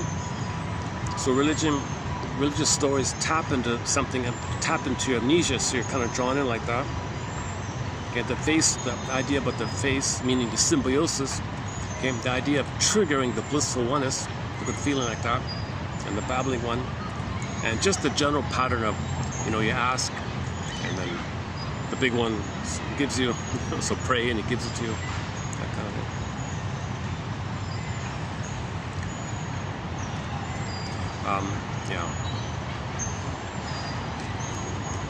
It feels very reductionistic. That's why he's very meticulous. He says, I know this is reductionistic what I'm saying here. That's why I gotta give you all these examples. I gotta highlight this, quotes from here, quotes from all over the place. Got a massive references to kind of make deliberate kind of thing. Go to 1203. Our opening quote on the psychology of religion is 1203. Just some general quotes by famous people. That was done a while ago. And then 1208, I think, would be another good one. No, 12. Oh boy. Sorry. Just type in Faber in the search engine. You'll find it. Faber.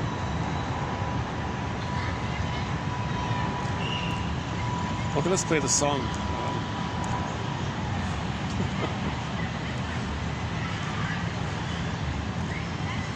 I've got my mind I'm a little distracted today. My mind. I got background things from today in my mind. I'm not present today. Let's play the pan. The pan ram. What's it called? Pan ram. So I'm not really a huge fan of them. So I just want to try one of their songs called Passion and something. Yeah, so they talk about the opposites. Passion mean like love on one end and then hate on the other end. So they got like love and hate. The song basically, imagine a song called Love and Hate, but amp both sides up basically. Alright, let's just play it. I might have to, if people around me are freaking out, I might have to stop it. Let's just see how it goes.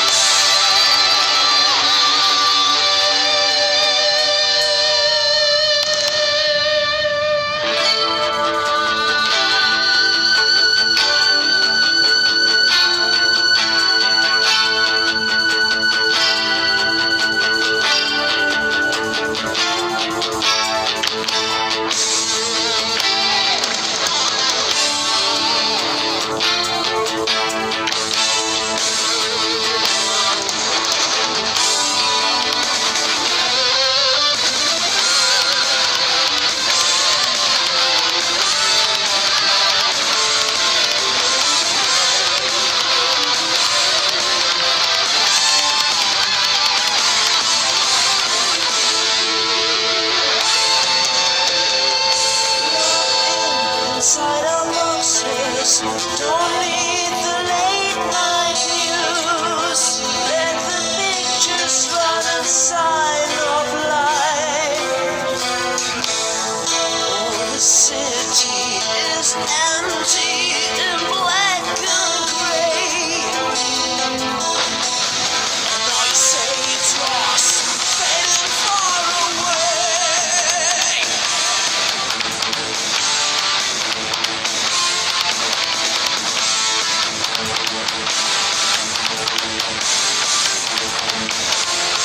There's nothing left to feel, nothing left to think. Got to find a way to get in love.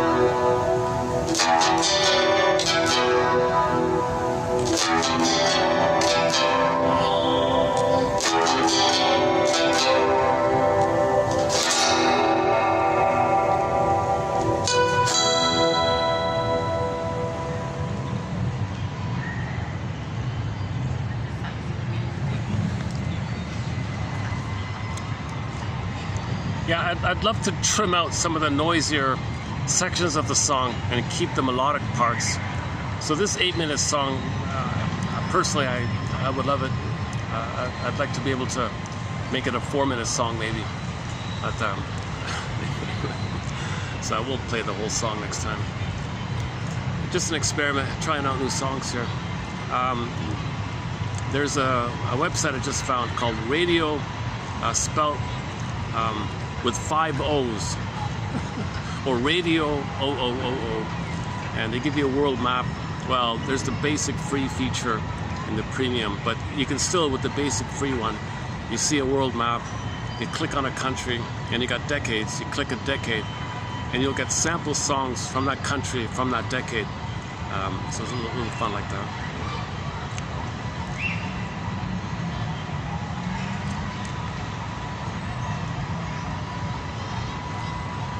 Yeah, back to this idea of the hate is a outgrowth of the cry for love. So it's still one line. So don't think in terms of love or hate. Hate is a cry for love. Everything's love or a cry for love, but the cry for love can be so intense and so desperate and so aggressive, then it becomes hate. But hate is still a cry for love. Hate is an SOS for love. So it's like an emergency for love, and it's just destructive in a panic, immense amount of fear. So first there's fear, but when the fear builds up too much, then it turns into anger, because fear and anger is from the survival kind of place. So this dichotomy of love or hate or something, hate comes from the love line.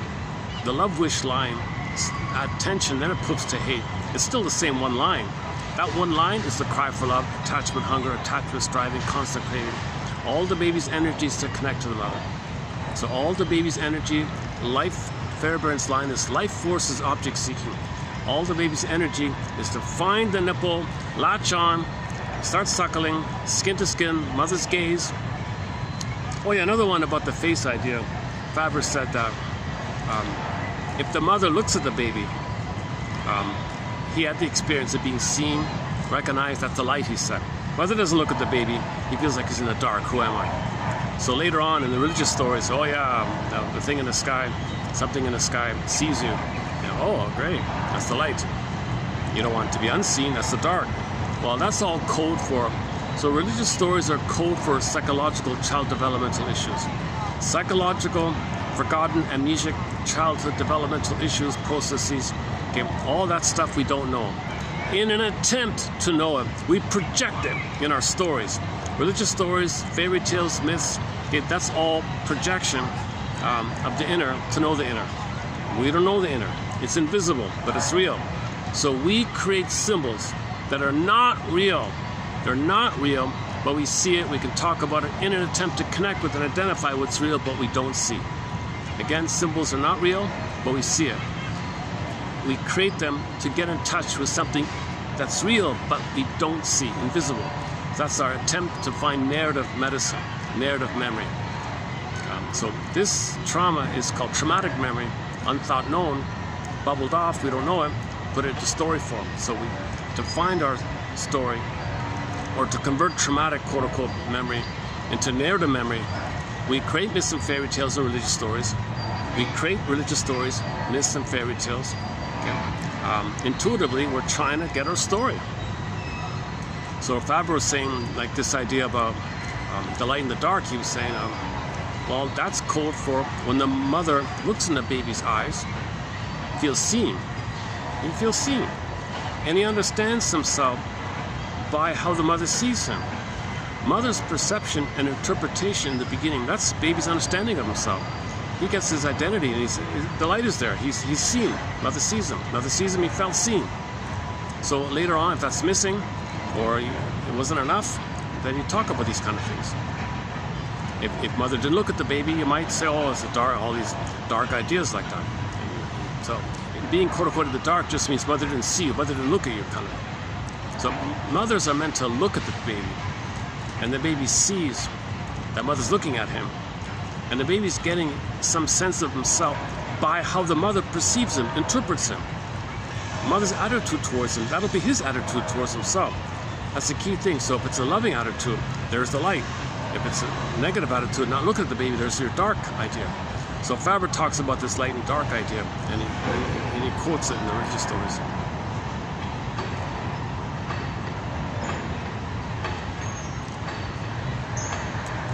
So a lot of these things, when it's being used to pillage and plunder, to control people, the gambit is just create these little rituals, little activities to trigger your childhood stuff, and you feel it up, you blip it up. Remember, what did the baby feel when he's in the blissful oneness of the mother? Babies felt ecstasy, right? Blissful ecstasy, oceanic ecstasy, blissful oneness, delirious euphoria, participation mystique, unio mystica. Babies feel this incredible, blissful feeling of being loved and safe and utopia and garden, Shambhala, Shangri-La, all these blissful, paradisical things. But we don't remember it. We don't remember it. So the gambit of religion, just talk about it and click it. Click, you feel it, you like it, put money in the basket, see you next week. And now you're just doing this infantilizing, you're staying infantilized by just doing the good old days. You're not creating something new, you're not helping in any kind of new kind of way. You're not healing the person, you're keeping them regressed. Stay regressed. Okay, just flip up the good old days. Did you feel that? That's a trick. Religion is a kind of a trick. Again, whenever we do enter into the topic of religion, it's only in the context of when religion is a tool of the pillage and the plunder. So somebody called it like a Trojan horse, and then it plunders, right? And if you accept religion, you're accepting the pillaging. The premise of accepting the allure of religion is you're feeding the premise of the pillaging. You allow the pillaging when you accept religion. It's basic. I'm only talking about the aggressor side. I'm not talking about victims of the plunder system. So we're not talking about that. They got enough problems. Right?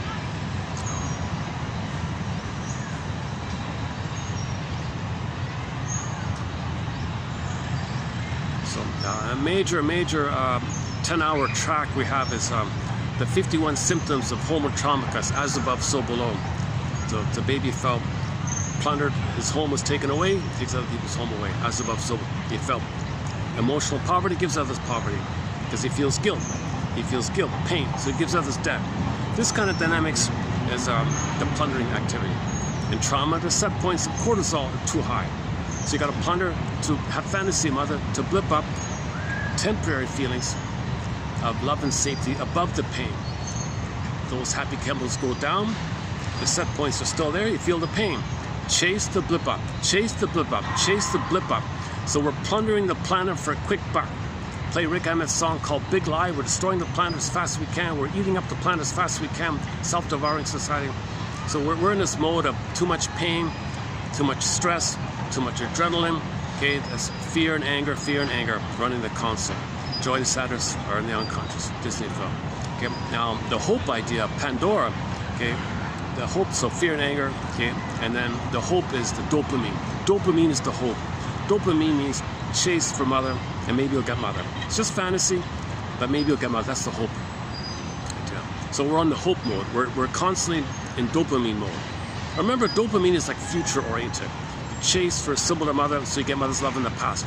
Chase, it's a future thing. It's a future thing. So you don't have the oxytocin and serotonin, which is a now thing.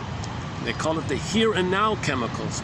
Oxytocin is love. Serotonin, that's a pleasure in your beingness. Those are the here and now chemicals. So you love and you enjoy the present, oxytocin, serotonin, because you got the set points there.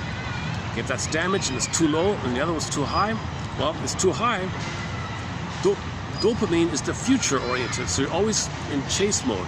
So in the topic of relationships, the Don Juans and the Donna Juanas, again, the playboys and the purigans and all that, okay, they're just future. They can't enjoy love because the oxytocin and the serotonin is too low. They mainly got dopamine going. Dopamine is future, more. So if the playgirl meets a guy, give me the next guy, give me more, give me your money, what's the next one? There's more, they don't enjoy the present. It's just like more all the time. We just covered some quotes on dopamine recently by Lieberman and Long, very good book called The Molecule of More, which in other languages is called Dopaminia. I thought it was Dopamania. The book's called Dopaminia. I'm still calling it Dopamania. I'm not a fan. I really don't like Miss Lemke's book called Dopamine Nation. That's a Trojan horse. I see it in the bookstore here, the front, right in the window there, Dopamine Nation. No, that's cynical, because if you read that book, okay, she confesses very openly, she even brags about it, that she had a perverted pornography addiction. And so she talks about a fellow who's like a male version of her, and the whole story is about some pervert and his addiction to pornography perversion or something. And she says she was kind of like him, but uses him to talk about herself. And the whole thing is this I threw the book away. What is this now? There's a little bit of information about dopamine. And funny, even in the little bit of information, I didn't find it useful. She does this teeter-totter thing about the Gremlin saw. I prefer the John Off's one. You got these set points. In trauma, in your brain, the set point of stress, or the fear chemicals and anger chemicals, adrenaline, stress, dopamine, it's too high. It's too high. You didn't get love and safety from the mother, so oxytocin is too low. So if you meet a person, there's no oxytocin. You only got dopamine, more. Okay, you get a thing, you buy a thing, you can't enjoy it really. You go to a park, see a nice place, yeah, next, see one tree, see them all, they kind of give you the next place. Because they don't have the serotonin to enjoy anything. They've only got dopamine. Chase, next, more, next. Because they're in manic mode, dopaminium, to search for a symbol of mother. When you get the symbol, it's just a blipping moment. You blip up some happy chemicals because you're triggering the blissful symbiosis that you did have with the mother, even if it was just in the uterus. You blip up those Garden of Eden feelings, it goes down. Now you feel the pain of the stress, adrenaline, fear, permanent anger, hypervigilance. Go, chase. Because you got to chase. You're a manic chase the blip up. Chase the blip up.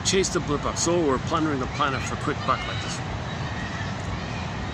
So we talked about mainly Lieberman and Long's book called The Molecule of More. In other languages called Dopamania or Dopamania. Miss Lemke on YouTube doesn't talk too much about the perversion. She brags about being a porn addict for some strange reason. She thinks she's proud of it. Look at, she thinks it's amusing or something. Silly like that. She's so luckily she doesn't talk too much about it. Although some people ask her about it, you get the cringes right away. So I don't recommend the book, although some of the lectures are maybe okay. And the other one is Previck, Professor Previck. He's a little more scientific. It's called the dopaminergic brain or the dopaminergic mind, one of those two. So that's a sign of trauma. We're not supposed to have too much dopamine because that's always future. There's no now. There's no here and now. No future. It's just go mode. Oh, I just saw the Twilight Zone episode about a couple, an unhappy married couple. The husband was working all day and night, and he ignored her. So she made him promise to take a cruise together, spend some time together. But he was restless and bored and fidgety. So anyways, by the end of the story, he learned to calm down and slow down. Here and now with the wife. The wife said, come on, here and now, we're married. What about the here and now? He couldn't do here and now. He just said, go. So she was trying to slow him down by taking like a cruise ship, one of these like a love boat kind of things, honeymooner kind of things. Actually, that episode, I didn't really like it. It's a propaganda. That's the rare time. Funny with Rod Serling, when he does a propaganda episode, I think he slips in his rebellion about it. So there's a theory about the Titanic story about that. And there's a reference in that episode about protecting the plunder system. And you're on the Titanic and the thing sank.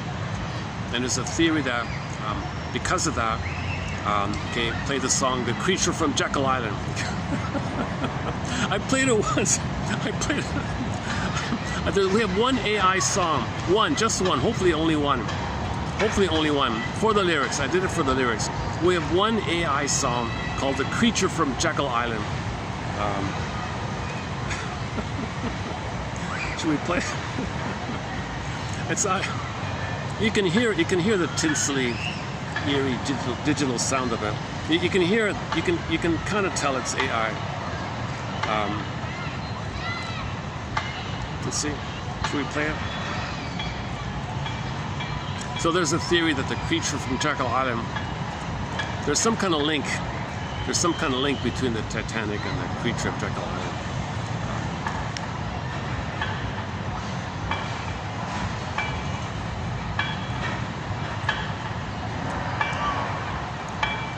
The creature, do we have it here?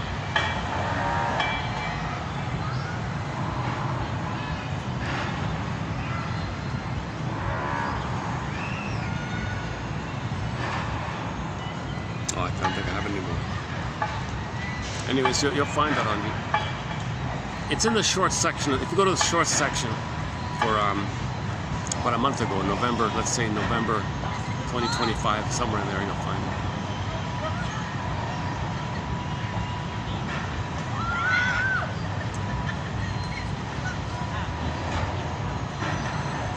How are we doing with time here?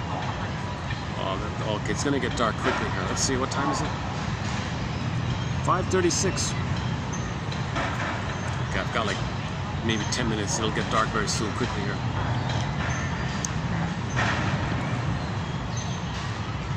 Yeah, because that episode with the boat and all that, there was a guy on there saying, how are we going to protect the plunder system? The plunder system and the benefits we have when we plunder the planet for a quick buck and create all this poverty and misery. We have a good time. We got to protect this. And how are we going to protect this? So then you see the sinking of the boat and all this. And that might be the theory that, it sounds like a conspiracy theory and all that, I don't know. But I don't know if Rod Serling does make some little hints in that area.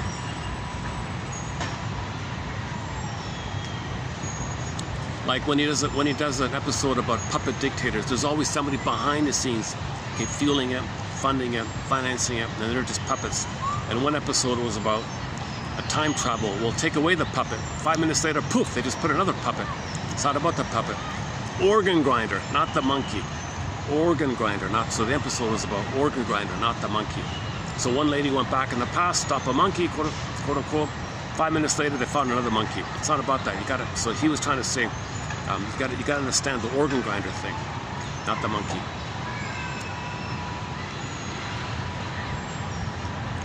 And there was another one about the financing, but if you think somebody, these puppets cannot function without the organ grinder. So there were 2 episodes like that. So Rod Serling covers, he really covered a lot. He covered so much. Recently we talked about, on the topic of dopamine, of late I think of Cliffordville. Season 4, episode 14, about a guy who was greedy. They called him an evil toad. He was hopped on people, didn't care about others, and he got to the top. Now what? Ennui. Because when he was in dopamine, he got the chemistry of the hope to win mother's love in the past. But when he got everything, when he owned everything, no more to chase, no more hope. He felt ennui.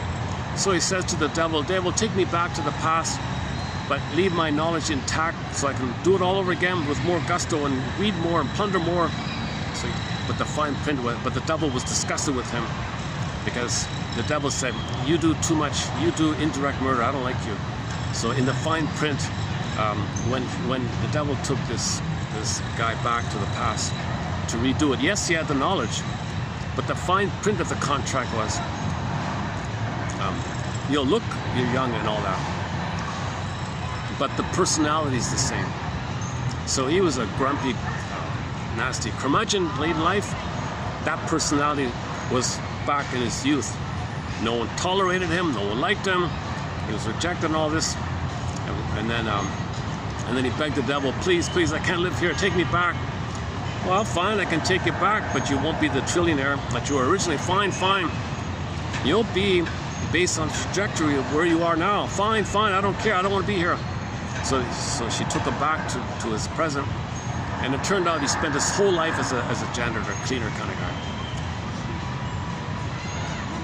So the message was, if you have the fantasy, wouldn't it be nice to go back and do it all over again, second chance idea? What about your personality that you have now? Don't you want your youthful, pure, more youthful pureness of yourself, but had the knowledge with your youthfulness. If you go back, what about your personality in the present? Are you going to carry that back? Because he was a bitter, grumpy Scrooge-like, Grinch-like, psychopathic, ambitious, laughed at people. Like he would plunder things and laugh. He was sadistic. People had all sorts of hardship, and he would laugh. Even the devil hated him. So she put it in the fine print. Well, you want to go back? Oh, sure, I'll take you back. Anything, you sure? That's what you want? Okay. Fine print. He didn't see it. Mistake on his part. So Rod Serling said, well, when you make a deal, you got to check the fine print. What the famously known as what the large print gives, the fine print takes.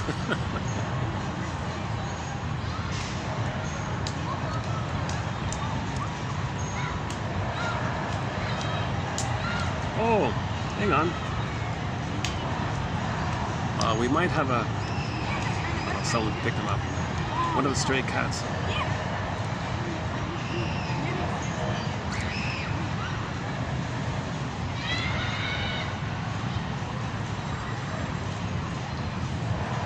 Another recent Twilight Zone episode, I'm not going to bother with it. It's a very simple idea about the guy thinking he was a god. Oh, talk about God, right? So you got this captain and 100+ members or crew members going on a spaceship looking for a better place, right? So they flew a billion miles. What is it? No, a billion.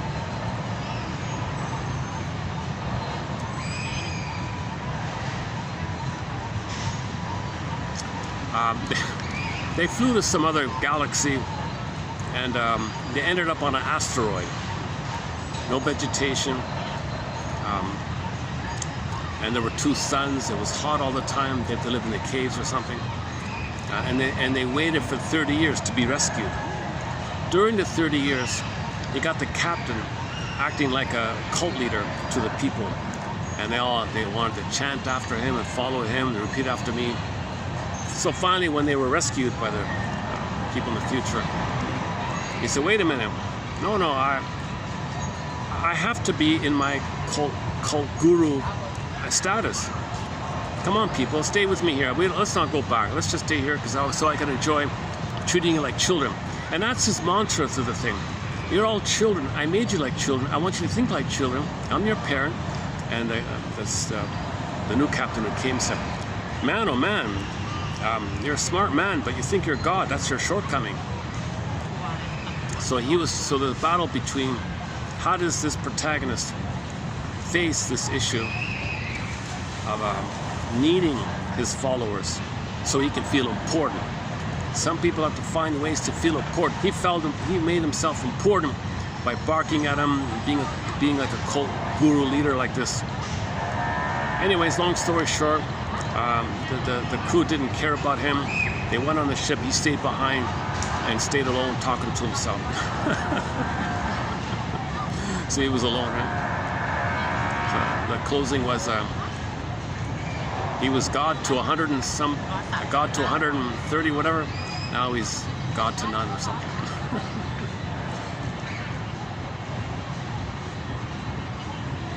So actually, it is the Mel Faber idea. He infantilized these people. He believed they were children. They weren't children. They were not children. But he believed in his mind they're children. And therefore, he felt needed because he's the parent. He's the adult. He's the God/parent for them. Not an important episode. Forget about that one. But a good one is Gabe's story, Long's Lost and Found Emporium, Take My False Life, Please, Shattered Day and Shadow Play, the second one, the revised one.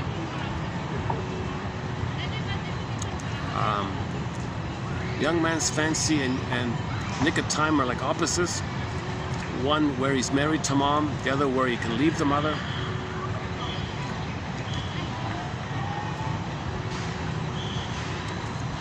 Gabe's story is the key one. The closing narration to one called One Life Furnished in Early Emotional Poverty. The best closing narration, in my opinion, is that one there. The episode's just okay, so-so, but the closing narration about the bittersweet idea and the folly of trying to get your mother to apologize and recognizing that you're responsible for yourself. So if you can appreciate that, you can free yourself from dead cargo from the twilight zone, from the unconscious. So you can unburden, you call it unburdening yourself. If you can understand that you decided these things, so therefore you're the captain of yourself. You're the master of your fate.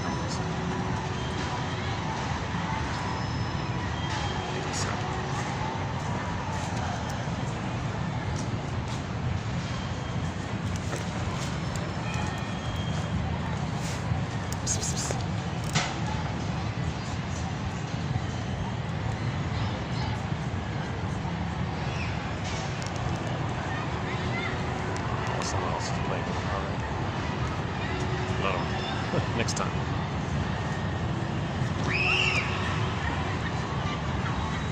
Oh, I see. Oh, I see. He bonded with the fellow. The cat's following him. I see.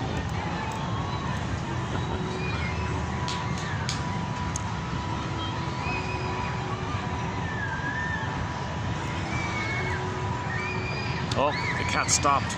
The guy came back. Come on, aren't you gonna follow me? Maybe the cat's more bonded to the park.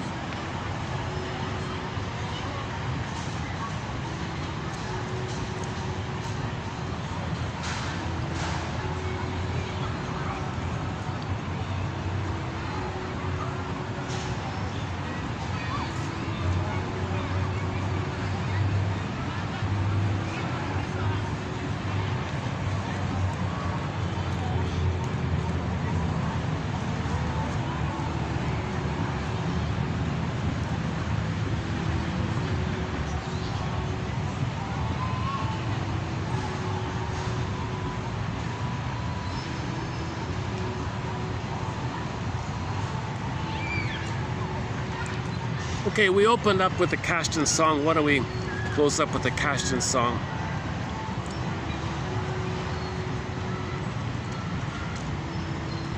Okay, this one's called T Pat Shiman. T Pat Shiman. T Pat Shiman. When the song ends, I'll hit the stop button. Thanks very much. In the next video, we'll tackle the religious topic. I just threw a little crumbs this time around. Faber, he was on a lifelong mission to help you to grow up in a way. Can't you see? Can't you see? A lot of shrinks have said this. If you look carefully at these stories, they're all metaphors for child development. He adds the issue of the symbiosis a lot. You want to trigger the symbiosis. So a lot of religious, chants and rich activities and little things they do is to trigger the blissful feeling, the memory. So you feel good, you're a believer, put money in, do it again. And all the elements that goes on, the ministrations between baby and the mother, to be seen, to be soothed, and a little transforming idea where you're growing and comforted. All that's put into coded form with the stories. The stories are code for all these mother-baby ministrations, failed or unfailed. Story.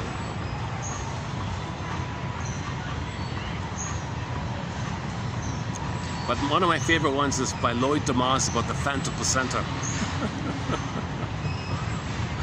So in the sky, oh, there's your placenta. Somebody said, I found your placenta. It's in the sky. And if you imagine that it's feeding you and it soothes you.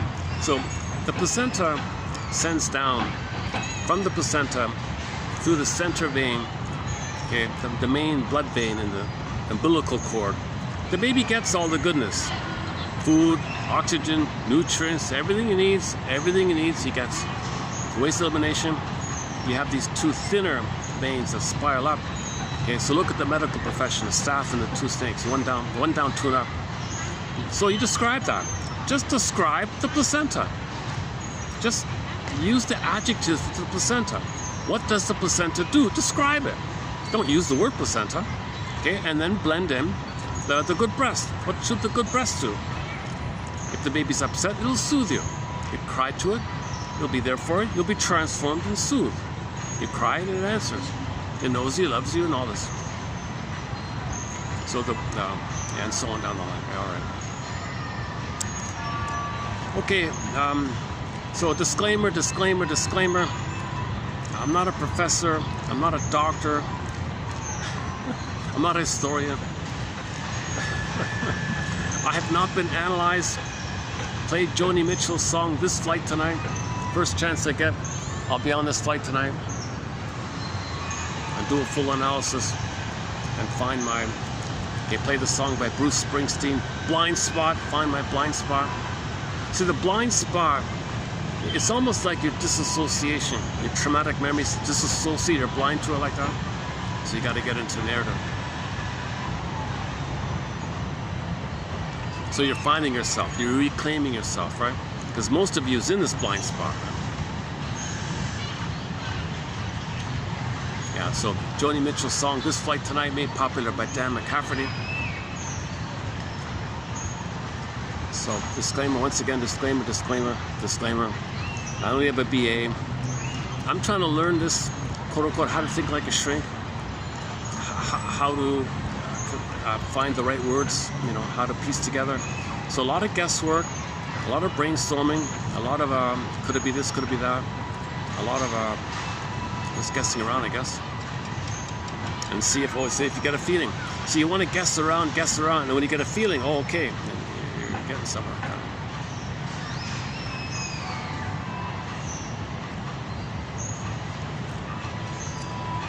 Okay, so let's conclude with a song here, and I'll see you in the next video. May the psychoanalytic force be with you. May the psychoanalytic perspective or attitude where you're present, where you recognize how the present is being seen through the past, or how the past overlays itself in the present, and recognize how you're seeing the present through the lens of the past, and make this kind of link between the past and the present. How does the past manifest itself in your life in the present? For the love of narrative medicine, may the psychoanalytic force be with you. Thanks very much. Here's some cash to take it away. Claude McKenzie and Florent Poulin, is that right? I'm sad about him. He's in a wheelchair now. He can still sing and all that, but poor guy had an accident or something. He's in a wheelchair. I feel sorry for him. But great band. Check out the band Cash In. Here's one of their hits.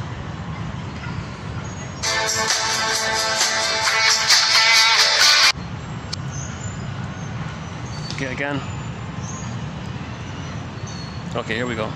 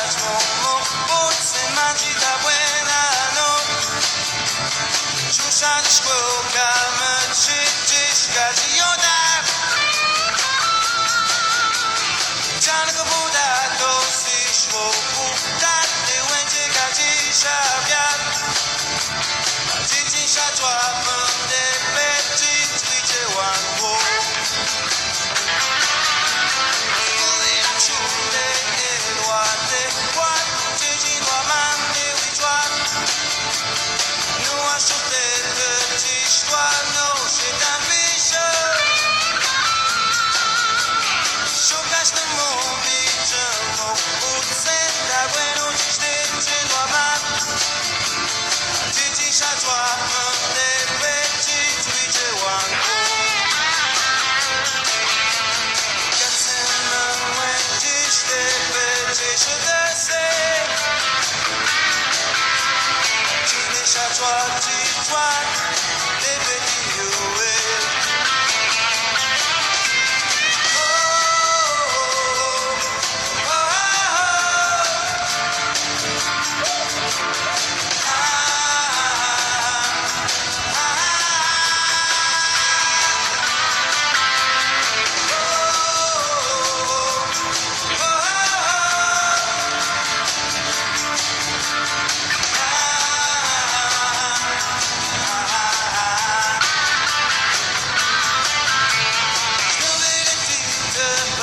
como voce mágica buena noche, sus anchos